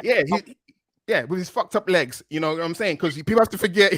Yeah, I'm saying he's not Tyler Black anymore. No, I'm not dissing. I'm saying it's like Triple H. Once you tear your quad, you're not as good anymore. With him, he's like he fucked up his knees, fucked up his back, so he's not the wrestler that he used to be, but he can still do it to a certain level. At WWE level, he's like elite for WWE style, you know what I'm saying? But he's not that guy that he used to be because his body is breaking down, unfortunately. So I'm not dissing that. In the ring, the match will be good. Promo-wise, I'm hoping. I know Punk will be great, but Seth needs to like tap in real life shit. He needs to look at him. He needs to pretend Punk is Triple H and he's airing his gripes like, you never picked me.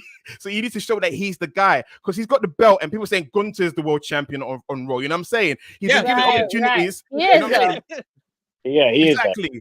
He needs allegations he needs to beat. He got allegations he needs to beat. So I'm hoping that it's Seth and Punk. Austin, you know what? Give it one more year. I know it sucks. I'm saying he's old. He'll be 60 or 61 when the match happens or wherever it is. But I'm not clamoring for that match because I'm not blinded by nostalgia. And I'm with you. Yeah. In terms of like variety, articles and stuff like that, Austin and CM Punk is the bigger opportunity wherever. Yeah. You know what I'm saying? That's the bigger mainstream draw. But in terms of like, people used to say, Vince, you bring back old guys a lot. And now we're like saying, yeah, bring back old guys. We can't be hypocrites now. That's true. Oh my bring back Goldberg. Well, that's it. Bring in Goldberg as well since we're in this fucking retirement mania. I mean, the crazy part is that the current... Go ahead, Alex. I'm just telling Zach to fucking tread carefully with the Goldberg deal. We all like a joke. We all like to have a good time. But come on now. But if you look at the current WWE roster, there's a lot of old motherfuckers on there. Like we literally talking about the future of WWE is LA Knight and Damian Priest, 40 and 41. The main event scene: Roman 38, Seth 38, Cody 37. Who else? The Usos 36, 37. Finn Balor's like 42, by the way. Like Balor's 42. Like, yo, we won't get into like anyone below 30 until we start talking about the women that are top stars, and that's the only real thing. What we got? We got Dom, Austin Theory, like Grayson Waller. Grayson Waller.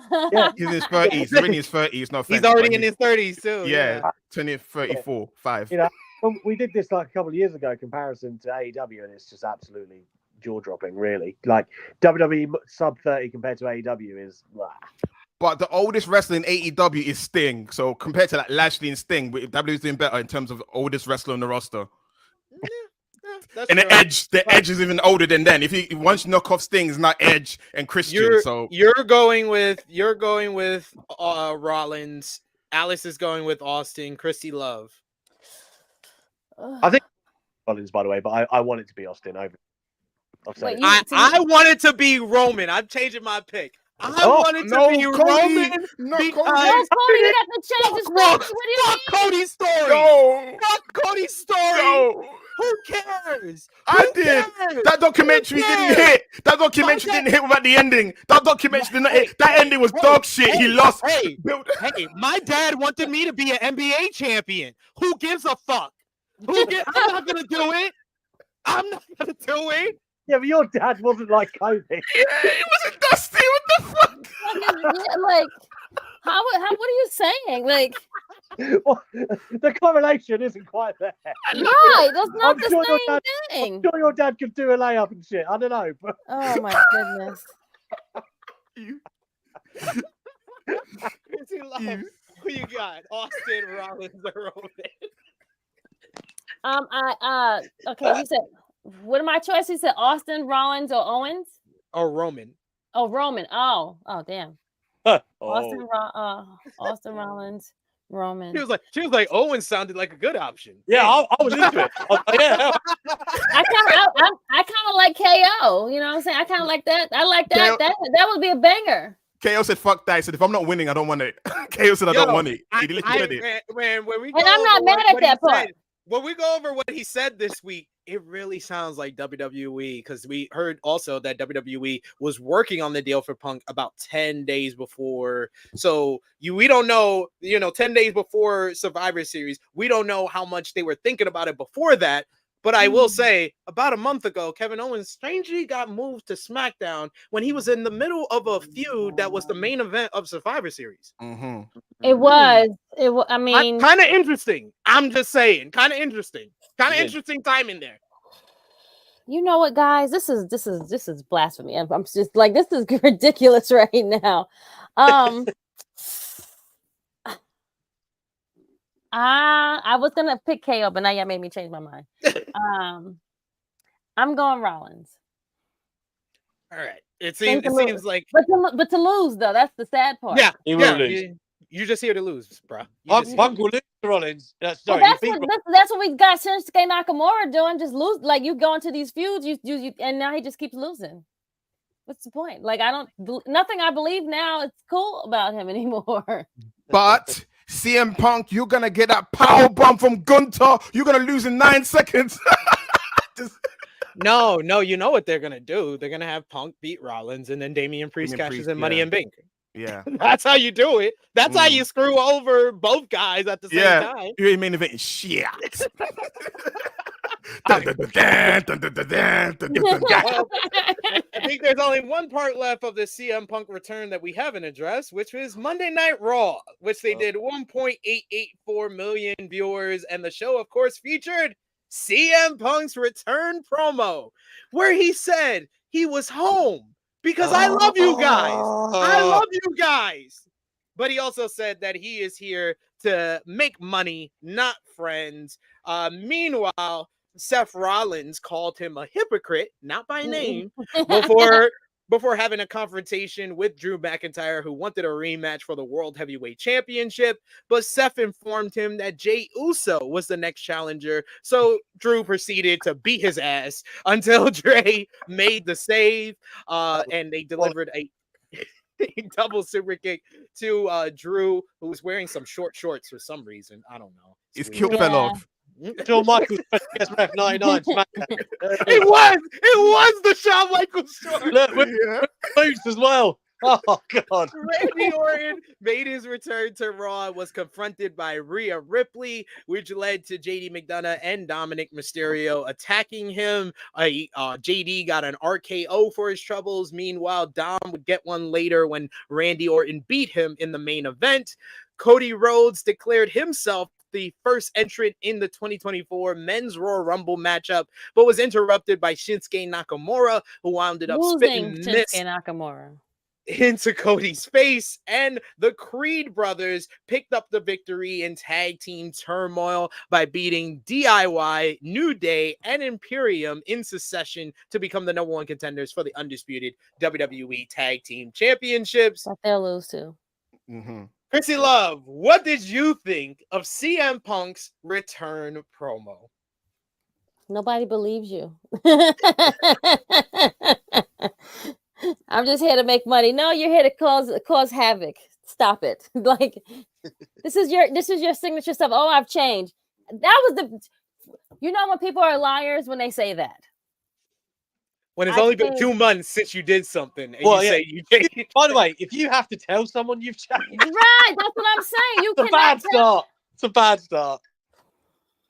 Hey guys, I just wanted to let you know, I'm a changed man. I'm born again. I've done wrong. Please, open your hearts and forgive. No, we don't. Bill, we don't believe you, friend. But we're here to watch every single last thing that you do to fuck it up. We're gonna be watching the entire time. They're gonna be watching the entire time. It's gonna. I can't wait neither. Sat, what did you think about CM Punk's return promo?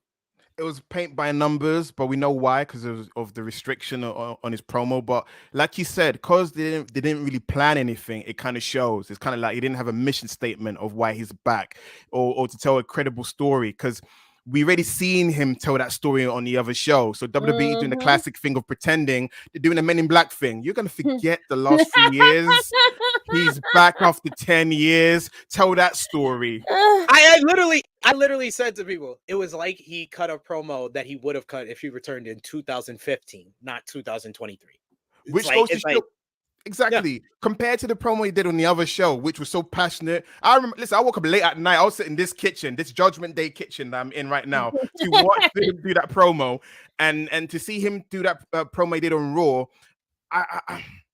He's a character. I think when he went to AEW, he was the real guy talking on the microphone. We have to look at sports entertainment wise. This is CM Punk, the character coming back. So I ain't gonna judge or critique it because there's nothing he really can say. Because people was like, oh, he's gonna shoot. Phil's gonna shoot. It's kind of like either you want him to be professional or you want him to be messy. Because I do remember there was a time when CM Punk was professional within the WWE system. So it's not like ROH. Yeah, he got into fights with like, Teddy Hart and, other wrestlers or whatever. Yeah, he has been in fights, but that hasn't always been CM Punk's reputation. It's only like recently, towards the end, when he gets frustrated or injured, that side of him comes out. I could see him being calm for at least a year or two. The thing we have to worry about here is injuries. That's the main thing. That guy's getting injured left, right, and center because he's not young as he used to be. We're getting old. Healing, it's a bit slower. So that's the thing to watch out for. But in terms of his promo, it was what it was. I'm not complaining about it because I'm like, are you an idiot? You know what NDA is? You say shit.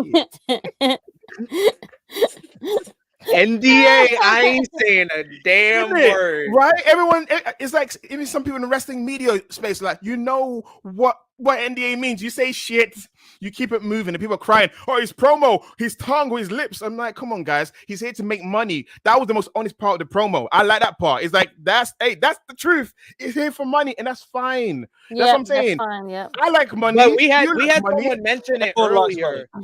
We had someone mention it earlier that I totally agreed. If he mentioned that he came back for the WrestleMania main event, this would have shrunken the disingenuousness of the promo. That's something that we all know is true. If he would have said it during the promo, it would have brought it all together, in my opinion. But then after there's the WrestleMania main event, then what's next? I know what you mean. It gives him a directive, but it sounds like he's got a 1 year deal kind of thing. Sound like, oh, I'm here for a year. You win the WrestleMania main event and you win the world title. You have to keep continuing. Gee, shucks, I got a world title now. I guess I have to stay here a bit longer. If that was the WrestleMania, the Raw after WrestleMania promo, that would be funny. Gee, shucks, I guess I'm here. Hey, I'm the champion. But yeah, the promo was what it was. I wasn't hard on it. I didn't really expect much because I watched it the next day. I woke up and I was like, I'm gonna take my time. And then I skipped a few stuff on Raw I didn't really care for. And I watched it and I was like, oh, okay, he's back. Yay. Right. What about you, Alex? What did you think about the Punk promo? And do you think that it will look better from, like, say, 2 to 3 months from now? I mean, first of all, has anybody ever declared for a Royal Rumble in November? No, never. Like, Cody. The fuck is like, Jesus. Oh, God. Got nothing going on? That's fine. I mean, with the promo, I was underwhelmed. Like, that's a given, watching it, and for the fireworks that I'd hoped for from CM Punk versus what I got, especially when you actually think back to how memorable his first promos were in AEW, right? And all the things they there. Yes. And Sat kind of referenced that correctly earlier of like Sports Entertainer versus Phil Brooks ranting. But there's a part of me that thinks a lot of what he did in that promo was very deliberate, like the I'm home stuff and try to paint this picture, because Seth Rollins is obviously going to try and tear that apart with the hypocrite stuff. And I have to believe that he was deliberately underwhelming and said those things, because we all know none of that's fucking true. He doesn't believe that he's home. He don't care about none of that. And you can bring up Dusty Rhodes all you like, but it's not going to endear me to you anymore. I found it all to be very performative and not the authentic Punk that I kind of fell in love with once upon a time. And that's fine, right? He's doing what he's doing. I just saw some breadcrumbs that led me to believe that it was probably very, there was kind of milestones and bullet points that he had to hit, because this is laying the groundwork for Seth Rollins is going to come. They were both indirectly talking to each other, really, in depth. And I think it's going to, I don't know how long it's going to take to come to a head, which is, why I kind of said the Rumble earlier, but Mania makes more sense. But I think those hoping for the CM Punk that we knew and loved, don't want to say know and love, knew and loved, probably didn't get what they wanted. I certainly didn't. But I have hope that maybe it was just a lot of deliberate groundwork. That's my... And he'll think that, you know, I bet they think they were really fucking clever doing that promo on Monday. But I think there's something to be said for making a memorable moment, and they missed the opportunity to do that. Yeah, it just felt it felt like the show overall did not take advantage of more people watching. Like that first hour that was commercial free, I was like, nothing happened. Like roaring, however But they long. kept everything towards the end of the thing anyway. Yeah. Other than Orton and Rhea, that was the only promo really during that first hour. Commercial free. They trapped you for the 3 hours. Almost the whole 3 hours. They let you trick you and let you sit here the whole 3 hours and watch this just to wait for his thing at the end. It was like very bland. Thank God. Dower dancing backstage commercial free. Thank fuck for that. You know, like who cares? Give me fuck. We got Jelly Roll, y'all. We got Jelly Roll commercial free. We got another super chat donation from Christopher Kidd. Thank you so much. He says, we will be watching his every move for sure. Indeed. So you kind of mentioned the whole interview being cut. Apparently that Fightful reports, PW Insider and Fightful report, that was due to timing issues with Dominic Mysterio versus Randy Orton running longer than it was initially supposed to. You got your promo cut for a Dominic Mysterio match. I'm just... Randy got his receipt. You overshadowed my return. I'll take away your interview time. Simple as that. Just saying that's pretty sad. The PW Insider notes that this is an issue that routinely happens with WWE's live TV programming, and it caused a more abbreviated promo than what was first planned. After the promo, Punk said, "I'm here to make money, not friends," and it's unknown if the line was meant to be a shot at AEW. And PW Insider reports that no one they spoke to could say for sure. The report also states that many talents backstage were waiting to see which CM Punk showed up. A grumpier, angrier Punk didn't appear. Additionally, Punk was said to have been out with everyone else in the locker room during the Raw taping, and he reportedly spent time talking to a lot of people before the live broadcast began, and WWE did not try to sequester him or hide him away throughout the night, and Punk didn't come in acting like he was above the rest of the roster and he was friendly to everyone he interacted with. And I think kind of this report led to Dave Meltzer. Huh? Right? What you said? Give him time. Exactly. Give him time. But Dave Meltzer talked about how Punk kind of had the attitude that he was a bigger star in AEW, like he was a bigger star than the entire company, and we saw that with the All Out. How he talked about Hangman Adam Page and the Young Bucks. But is this like? Do you think that AEW should kind of like get rid of anyone else who has that type of attitude moving forward, Seth? Listen, free my guy, Aleister Black. Free my guy, Andrade, CC and Almas. Free my guys that don't want to be there. It's just so awkward. It's not like free my... Maybe Keith Lee wants to be there. No, don't free him. I don't know what he's doing. Good luck to him. But free my two guys that want to go home to their wives. You know what I'm saying? It's a bit sad. You don't want the fact that Andrade is not even with his own group. That goes to show you that he's leaving. The fact they're not investing him with with Roosh and them lot. It goes to show you that he's on his way out. Let them go. Aleister Black doesn't care anymore. He's cutting promos mentioning CM Punk because he's like, hey, I want to out on my contract. So to answer your question, yeah, let him go. Go punch Jack Perry, maybe. That'll get you. Go throttle Tony. Just do what CM Punk did. Damn, go punch one of the pillars. Go punch one of the pillars, you're out. He tried it with Sammy Guevara. Andrade did try it with Sammy Guevara, but it didn't work. He got suspended. Just try Tony this time. How do you know? But if Sammy Guevara don't get it, then nobody else has got any chance. How you know? Oh man, yeah, he's trying everything that he can to get out of the deal. But yeah, Andrade and Malachi seem like they are got one foot out the door already. Let them go. You're wasting Aleister. Aleister's one of them guys as well. Do what he wants to do, like I don't know. Aleister's in his late 30s. I look at age. I'm with you, SB. Did Alex froze? Alex, once you freeze, we're in the middle of a, he's giving some tea. You know when you got the tea? When he's You're about holding to give the tea. Exactly. You're about to hit the spot and you're like, Alex. Well, we'll let Alex get back to us. One final note for WWE before we get into last night's SmackDown. PW Insider reports that Triple H was not backstage this past Monday for WWE Raw, and it was a very important reason why. According to the site, he was in Los Angeles with Nick Khan as the two were working on securing a TV deal for Raw. Raw is currently without a home next year as his contract with the USA Network is set to expire. WWE is yet to make an announcement for the Red Band, but have announced NXT moving to the CW, as well as SmackDown heading to USA. However, it was noted that there are several suitors for the company's longest running show.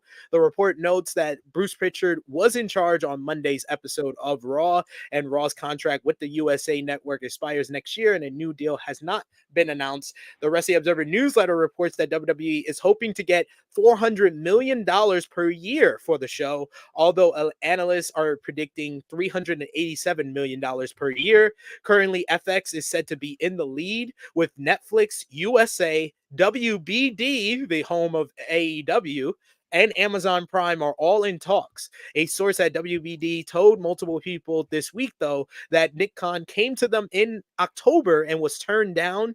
WBD has privately said that there is nothing to the rumors that Raw could end up on TNT or TBS, and WWE also considers WBD a long shot and believe WBD owns a percentage of AEW. So, conspiracy theory out there as far as WBD owning a percentage of AEW. But where do you think Raw is going to land, Krssi Luv? Amazon, FX, Netflix, USA, or Warner's? Ooh. It has to be something that's accessible for everyone. So, I don't think Amazon, well, everyone does have an Amazon account, but I don't know if that's accessible for everyone. That's a paid service. And that's a paid service, right? So I would think it'd be like with a cable subscriber. So I think Amazon is off the map from the get-go. Because I don't think they want to deal with another streaming platform besides what they're already streaming on. So that would be something else. So who we have? You said Warner Brothers. Who else?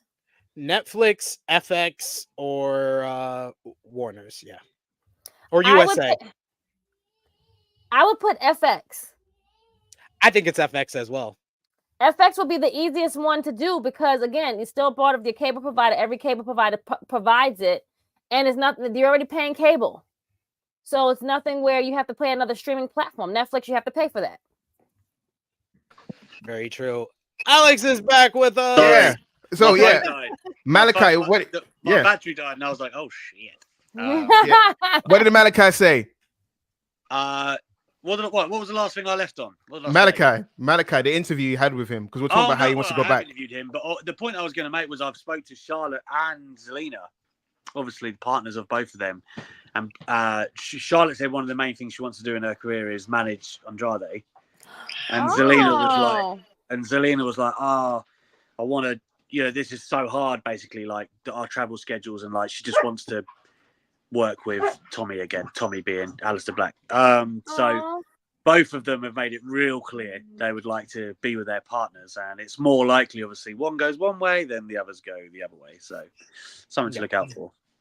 I mean, honestly, I think the best thing for both of their careers would be if Charlotte came over to AEW. I'll be honest. I think Charlotte does not give a fuck when she's on WWE, especially this year, where I think I can count. I literally can count the amount of bumps I've seen Charlotte Flair take on two hands. I can definitely say that is very true. It shows live in person. It's even worse.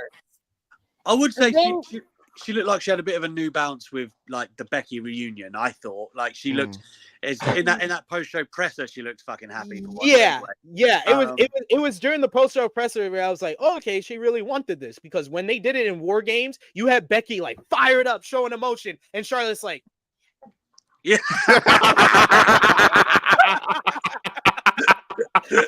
It was weird. It was Yeah, so you're right. weird. I was like, someone with passion versus someone like not trying to do the same thing just felt very off-putting. Folding it in. Oh, you know what? Yeah, the fact that Tony got Charlotte's dad, it could be tweeted like, I got two, 2/3 of your family member come over this way, and she's done everything she can do in WWE, and it would be something different. So I'm with you in terms of new scenery, because Charlotte's done it all legit in record speed time, you know what I'm saying? She's done it all, even though the quality of it is not that great, but she's done it all. Now, whoa. She's had great matches. Let's not fuck. No, she's had great matches. I'm saying the booking's been dodgy. That's what I'm talking about. You lived in real life, Alex. Wait, acting you read Wikipedia and you're 20 years old. You've lived her run. There's been stuff that does not make sense. That's what I'm talking about. It's not her fault. It's how they booked her. I've always said it. I've got no issue with Ashley Flair. I think she's talented in the ring. How they book her is so dodgy. I'm hoping that Tony can do better, but I don't know.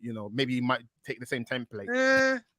Exactly. I'm saying, look at Britt. Britt was an example. And also, while I'm saying this, before we end this as well, this women's division has been a long game for Triple H for his daughter. He's only doing it because his daughter wants to be a wrestler. Don't think he likes women's wrestling. He's like, no, my daughter, I don't have any sons. Oh, crap. Divas. Oh, no. Do we think that... Do we think that they because obviously Mercedes still being available? Do we think that the 4 horsewomen lineup is really going to happen? I think so. If, from the outside looking in, as just someone who has watched for a long time, it looks like it. But yeah. I think she's making it very obvious with her social media activity that it might be happening. I think there's an outside shot. Okay. I think there's an outside shot. She'll do like a deal for a year with like New Japan, Stardom, and AEW to accomplish anything she didn't accomplish, before. But I think that she's going back to WWE either next year or 2025. Listen, Paul Levesque's done it. But I think that was all a part of. I think that was what she wanted to do anyway. Yeah. I think that's what the end game was, to always go back home. Do we think Paul Levesque's done it? Yeah. Is there for Mania then? Is it 4 horsewomen at Mania, or what we think? This Mania? No. 41 next, maybe. Yeah. But all I'm saying is the stars are kind of aligning now. Oh, Roy, bad dog. Where, I can see her returning at Mania because of the whole Bailey and damage control. This and is Bailey what I'm saying. needs somebody. I don't see them doing the 4. That would take some very much convoluted booking by WWE to get the 4 horsewomen when you've been building Becky and Rhea for a year now. Yeah. All right, you got that. Yeah. But having said that, they've also not built them for a year, but they've also teased Bianca and Rhea at various. No, they teased Bianca and Charlotte. I keep telling y'all keep asking for Bianca. They have and Rhea. teased Bianca. When they were both champions, they definitely did. After WrestleMania to appease people that wanted that at WrestleMania this year, and then they have not mentioned that at all. He is saving that shit for a rainy day. He is treating that shit like Tony Khan treats some dream matches. He saves it for a rainy fucking day. Hey, baby. But all right. You got me. Alex, you gotta run. You got dinner to get with the kids. Please let the people know where they can follow you on social media. What you got going on, good sir? It is Alex McCarthy 88 is the Twitter, where you will see my interviews and tweets and all of the things. I mean, of course, you'll see the tweets. Obviously, Daily Mail Online is my day job. You can tell my affection for it. And my it's a shoot. It's a shoot. It's a shoot, brother. And my interviews are on Inside the Ropes. Obviously, Bryan Danielson's going to be dropping in the next couple of, I believe, either today or tomorrow. And it's pretty cool. Like, he talks about why Kenny Omega's not in the Continental Classic, all the stuff with CM Punk. We dive into a lot of different stuff with Danielson there, so it is worth checking out.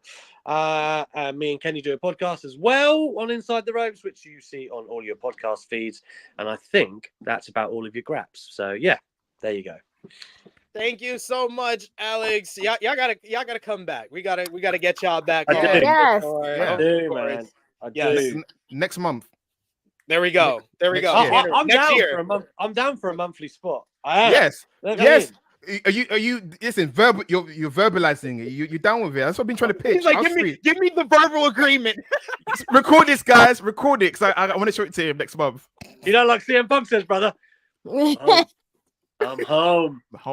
I'm home. Thank you so much, Alex. Tell the family. Send us I love all three of you. I'll see you later on. Thank you very much. Love you. Bye. Enjoy. Later, brother. All right, real quick, we gotta finish up because we're running over time. Me and Sat been arguing too much this show. All right, SmackDown. No, Sat's been being heel on everybody. SmackDown last night featured Randy Orton in the middle of a bidding war between Raw General Manager Adam Pearce and SmackDown General Manager Nick Aldis, who promised what Orton wanted: the bloodline. This led to Paul Heyman coming out to warn Orton and then bringing out Solo Sikoa and Jimmy Uso to attack him. But he had some backup in the form of LA Knight, who made the save, leading to Orton hitting the RKO on Jimmy and then signed the contract to join up on the Blue brand. Aldis came in to raise Orton's hand after he told Paul Heyman to send the message to Roman Reigns that Daddy's home. Aldis raised Orton's hand, and I was just screaming at my TV, RKO him! And he fucking did, yes! He did great, too. Nick Aldis versus Randy Orton at WrestleMania. Book it, ladies and gentlemen. The Damage Control saga continued as the team once again were playing Bayley hard, telling her to stay in the back during Kairi Sane versus Bianca Belair. But everyone wound up getting kicked to the back. Bayley came out to try to help Kairi get the save, but Bianca Belair pulled out a victory in a good matchup.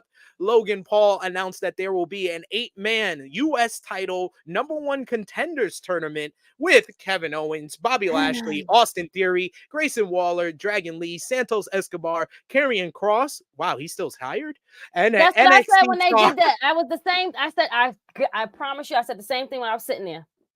And an NXT star. This led to Kevin Owens coming out to confront Logan Paul before Theory and Waller interrupted, leading to Owens picking up a win over Waller in a singles match despite suffering a hand injury. Krssi Luv, you were there live. How was the live experience in Barclays Center at SmackDown? The crowd was actually really good. I mean, it had its parts, but for the most part, they were good. Yeah, last night. It didn't feel like a Brooklyn crowd. I mean, it's always different being there live and hearing it live than hearing it over the TV, though. So sometimes I feel like the last Brooklyn crowd was very like bland, because I remember I had like text you guys like, how does it sound on TV? I was like, it's not good. So yeah, this one was actually a pretty good crowd. I don't know if it was not everyone that was from Brooklyn or whatever, but it was actually a good crowd from being there. I also think it's just different going to a WWE show that's a premium live event at Barclays Center than the weekly TV show at the Barclays Center. Yes. I feel like the pay-per-views get more of like the hardcore wrestling fans, and the weekly show get more of like the families and the WWE crowd that only gets up for entrances and finishes. That's correct. You're absolutely right. I feel the same way. And then like certain things you like, I be like making noise in my section. I'm the only one. I'm like, okay, well, that's, you know. And then you feel mad awkward, like yeah. I'm like, yeah, let's go, Santos, let's go. And everyone's like, oh no. If it's a heel I'm cheering for, then I go hard. I don't expect anybody to be cheering with me. So listen, I mean, it was just certain points. Well, yeah, it's just certain parts that I was just like, dang, am I the only one? But okay, I mean, it was a couple of people that was popping hard for Logan Paul. In the corner. But yeah. Seth, any thoughts on the U.S. title #1 contenders tournament? Who do you think is going to be the NXT star in the tournament? Mentioned it earlier in the pod. I said someone like Wesley, who's yet to appear on the main roster, especially how long he's been in developmental, will be a good to show out. Because I think anyone from NXT they bring up is not going to be Carmelo Hayes or Braun Breaker, because I feel like they're saving it for like a special red carpet entrance for them, because you want people's first impression. I know Braun's been there before, but people's like proper impression of them to be big.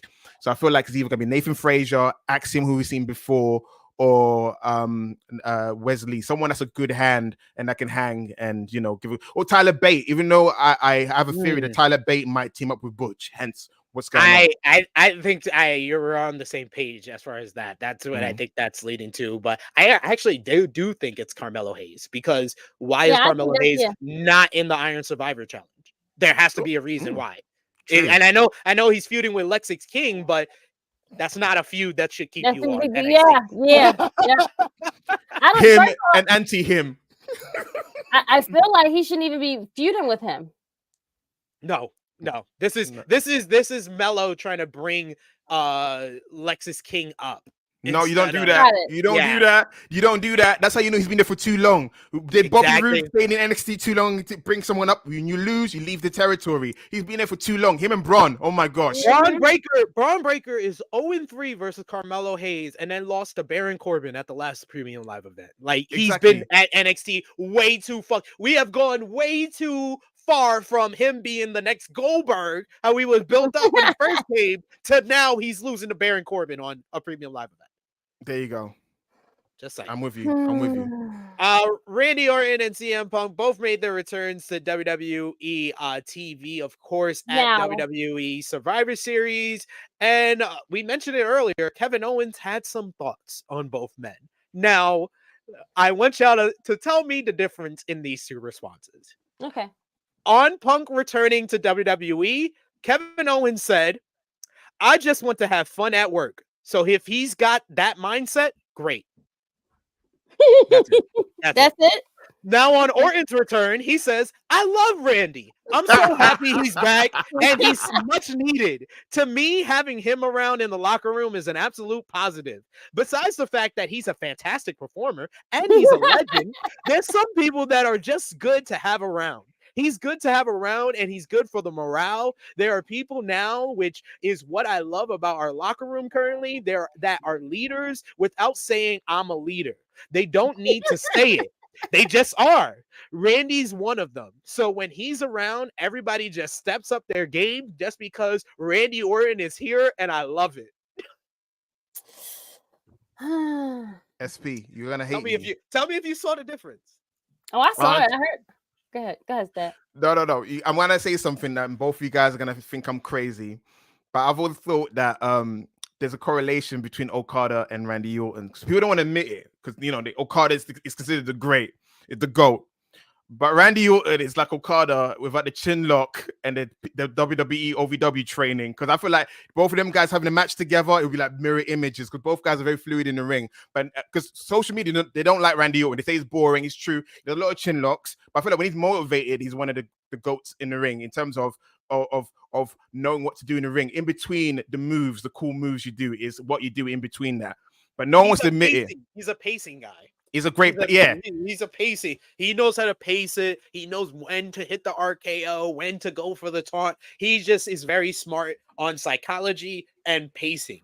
I don't think, though, I can't say he's an all-time great. Like I said, we've been grading people, me and Jimmy Macaram, on in-ring skill and promos. We only have 9 guys ever that are A+s. 9 guys. Literally, in the history of wrestling, we only came up with 9 guys that we should say are A+.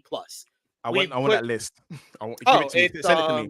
It's Bret Hart, Shawn Michaels, Kurt Angle, Chris Benoit, Eddie Guerrero, Kenny Omega, Will Ospreay, Gunther, and I'm blanking on the last one. If you watch AE Ramble, let me know if you remember. But yeah, there was one. We added Gunther late. So I'm missing one that we've had on here for a while. And we only did North American companies. Styles, so Styles on that list. No, Styles is an A.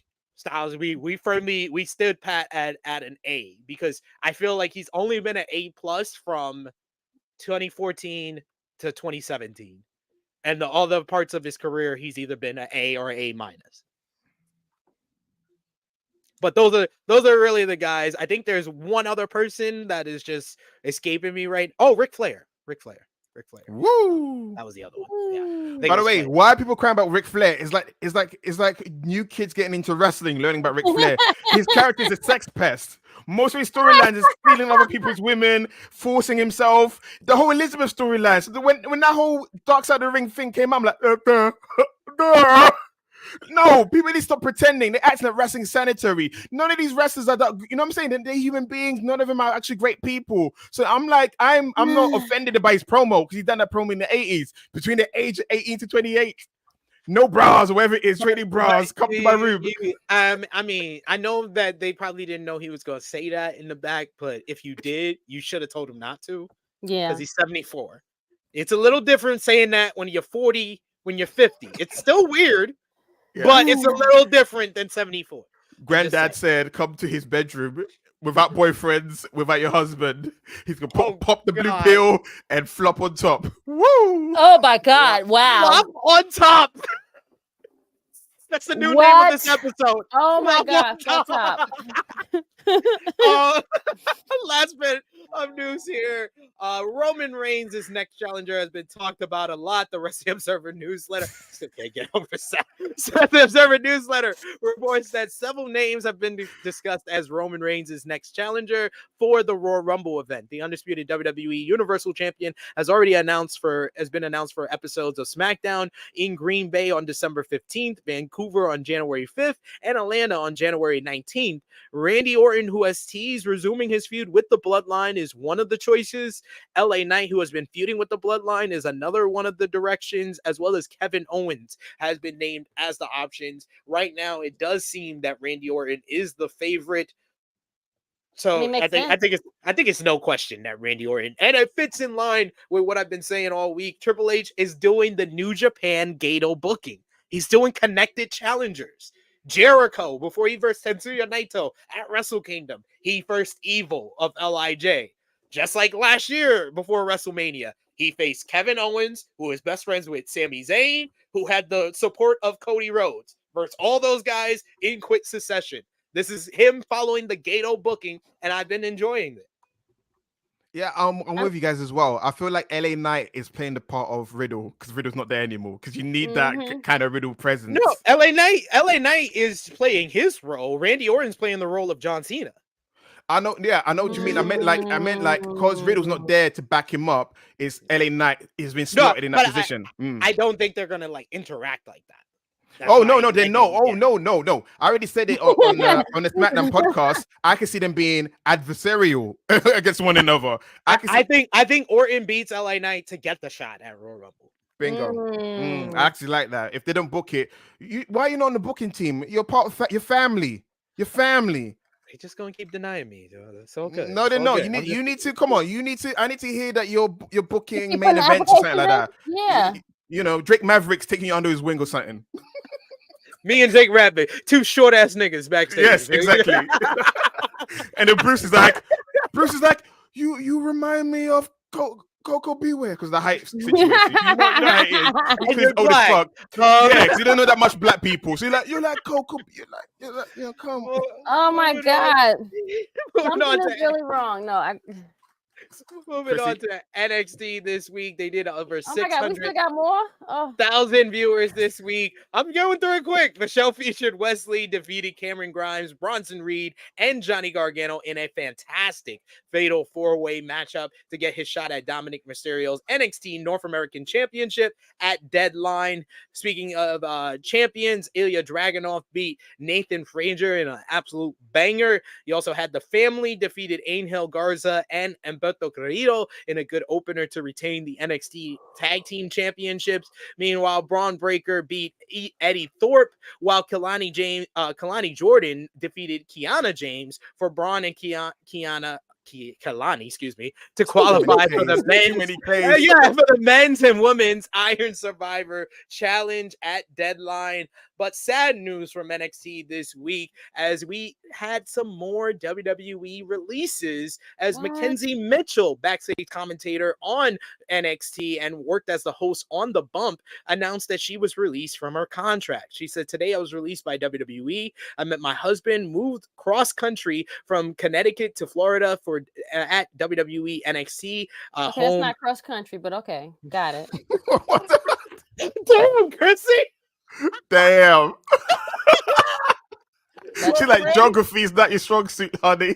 Both Brandon Thurston from WrestleNomics and PW Insider reports WWE laid off more corporate employees yesterday, likely a continuation of the changes for the TKO merger, and over 100 employees were released in September.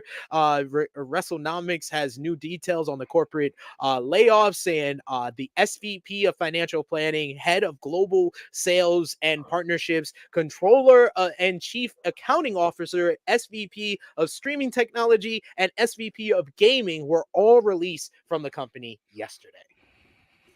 So, WWE, man, you're here today, gone tomorrow. TKO.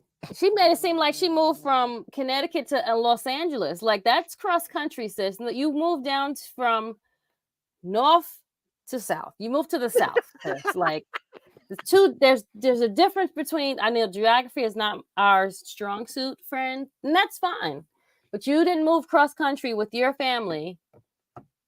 This might be one of the most like disrespectful things I've ever seen in the chat. RPG says flop on top. The name of Seth Rollins. Wow, Yo, that's a violation, yo. If I may say, right, Seth Rollins better as a heel than face. That we know. That is a fact. I mean, that is a pure fact.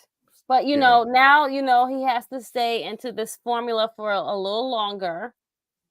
Because I mean, unless they change his music, because the music's that's over. It's what made people like him. It's the dad dancing in the music in the outlandish outfit, Yeah, it's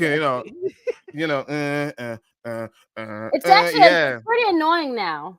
Yeah, it is. You can't have the surname Lopez and dance like that. And it's a good thing he's not Hispanic for real, but still. Hispanic for fake. You know what? Fake Hispanic.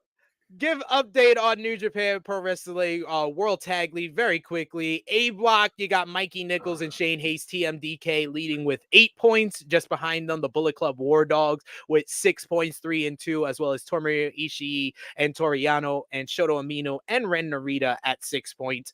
Over in the B block, the standings have right now Lance Archer and Alex Zane, Monster Sauce at 4-0, leading the whole entire block and tournament. Taichi and Yuri Mora at 6 points at 3-1, just behind them, getting close to catching them at top. They just need Monster Sauce to lose some more. And then finally, Impact on Access to Impact Wrestling news. They made a couple of big offers to some free agents. As it was reported by PW Insider, Impact offered a 7-figure contract to Will Ospreay. The deal was described as fantastic and massive. When Ospreay worked Impact events in Chicago, he said to be enjoying himself so much that talents believed that he would be coming in full time. And this is the second free agent that Impact had failed to grab, as they offered a contract to CM Punk before he joined back up with WWE. The deal apparently was a big one as well. It was said to be amazing, and Punk was amazing during discussions, including dealing with top executives like Scott D'Amore. And sources in the company believed that at one point that they were very close to getting him, and at one point had hoped he would appear at Bound for Glory before talks fell through. So, do you think what big free agent will TNA Impact sign for their big rebrand in 2024, Sat? Who do you think goes? I'm here to show the world. I'm here to show the world. Oh, yeah, that's right, because he was there back down. He was there with them. Bring it on. And actually, Mustafa Ali. Oh. No, Nemeth is going to go AEW. Nemeth is going to AEW. He's already got the in. That's the one person I said for sure he would go.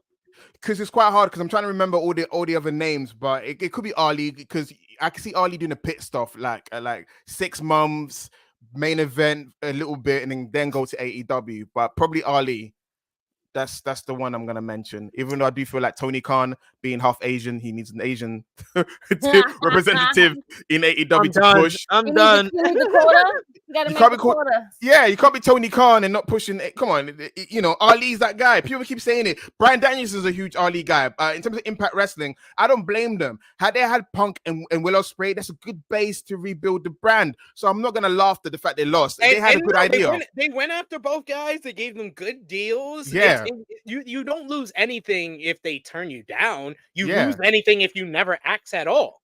No, and then the fact they offered good money, I applaud them. They are trying really hard to be number 3. You know, MLW, get out of the way. I'm number 3. Which they're really number 4 because New Japan's number 3.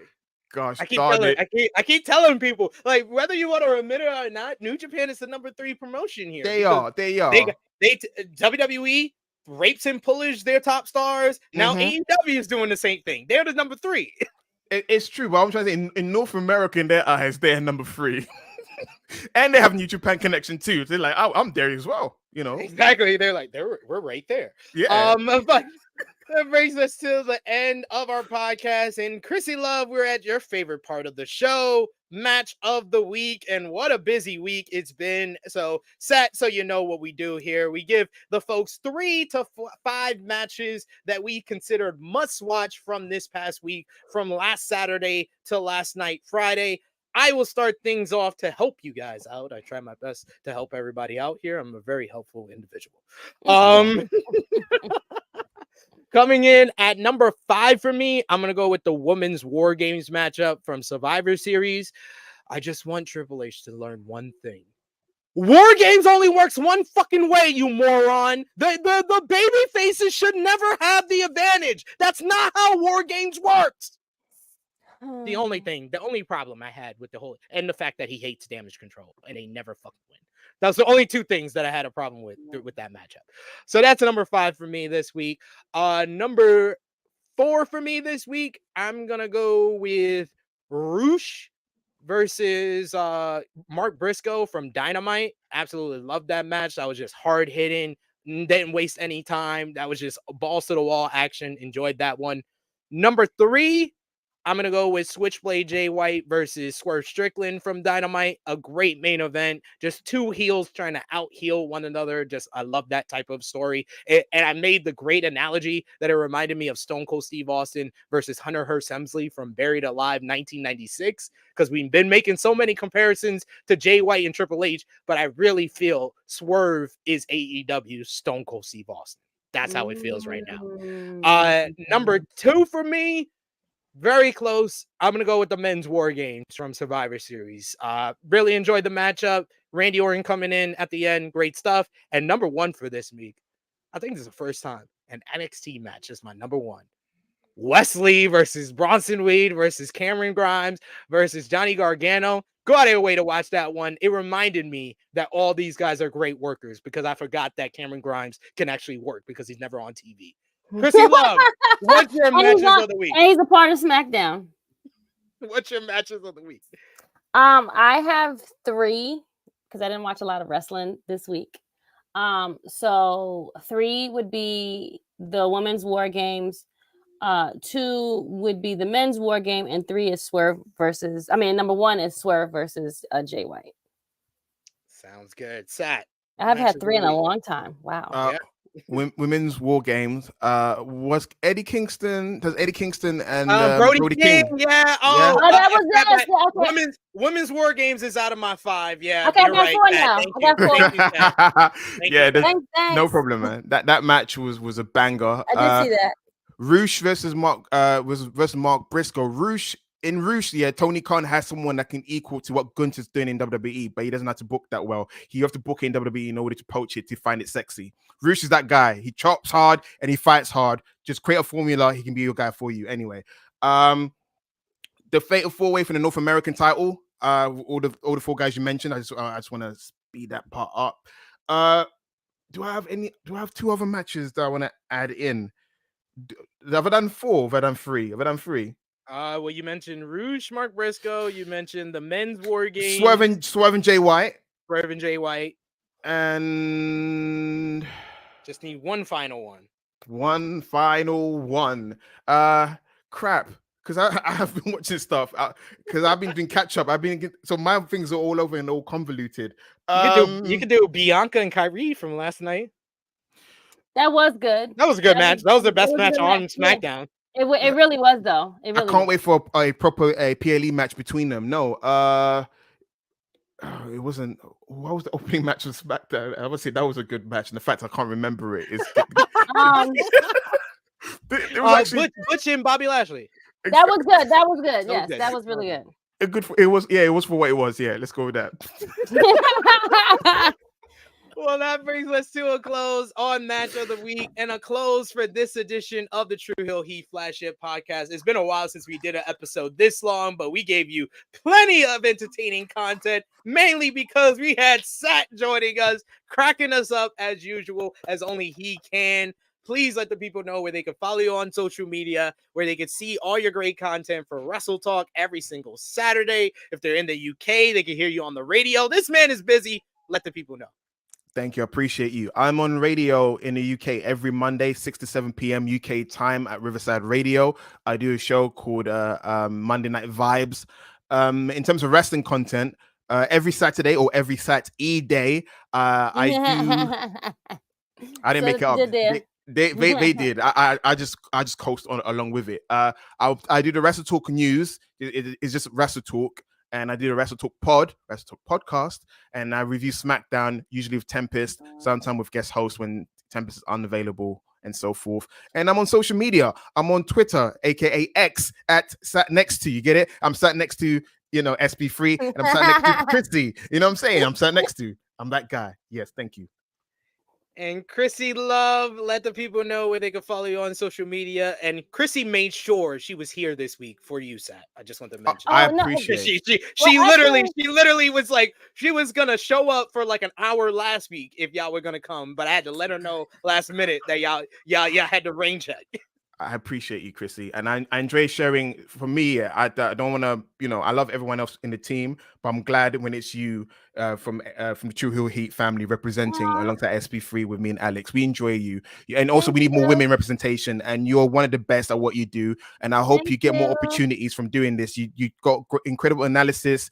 And yeah, you're great at what you do. So flowers to you. No, look at all the hearts. Who just did that? He's like so confused. I saw her looking at the screen like, I know. What's happening? I know. I was too. I was like, she got powers like that. Yeah, right. You already said the lady was doing witchcraft on Homegirl. Like, she got the brouhaha. She got the brouhaha. Krssi, let the people know where they can follow you. Real quick, I meant to tell you guys this when we were doing the whole SmackDown thing. When they showed that Phil Brooks was not going to be there last night, you would have thought they was going to burn that bitch down. Because they did it during like the commercial break. So they was like, oh yeah, after like during like the tributes to the troops, he's supposed to make a special appearance. They was like, yo, I mean, people at the Barclays Center was pissed. They was like, fuck yeah, boo! And they had no women's merch there yesterday. Just must say that as well. Terrible. I saw your tweet. I was like, what is going on? They only had a Bianca Pop figure. That was it. Nothing else. They had any and everything there. They didn't have any Jey Uso stuff. But they had LA Knight, of course. They had Cody. They had Randy, of course, as well. And of course, CM Punk. John Cena. That's mostly what they were selling last night at $40 a pop for a t-shirt. Yeah. I'm good. But other than that, friends, you can follow me on IG or Twitter, Facebook, Krssi Luv _1. Thank you, Stat E, for all of your love. Yes, I was going to be on holiday. I was on holiday last week and this week. And I was like, okay, well, I have to make sure I'm there because any and every time that you guys come, I am always, if something happens where I'm not here. So I had to make sure I was coming at least for an hour. But then I was excited because now I got the whole show with you guys. So it was really great and fun. Love you guys from day one. Always my bros, my mates. Love you, bro. Mate, she's, mate. Bro, Use the she's learning terminology. lingo. Yes, she knows the lingo. Hey. Hey. Blame my boys from Top Boy on that bull. Hey. Shout out to Park. I've been watching that Top Boy. Which is one of my favorite shows, by the way. I'm so mad at how it ended. But anyway, that's another story. Me and Stat, you can talk about that later. Other than that, you can follow me on X, which is Tru Heel Krssi Luv. Yeah, follow me, call me up, hit me up. I do fill-ins when people are not available. So, yep, let me know if I'm free. I'm there. And you can follow me on the Twitter machine at Tru Heel SP3. You can follow the gang, Facebook, Twitter, Instagram, TikTok at Tru Heel Heat.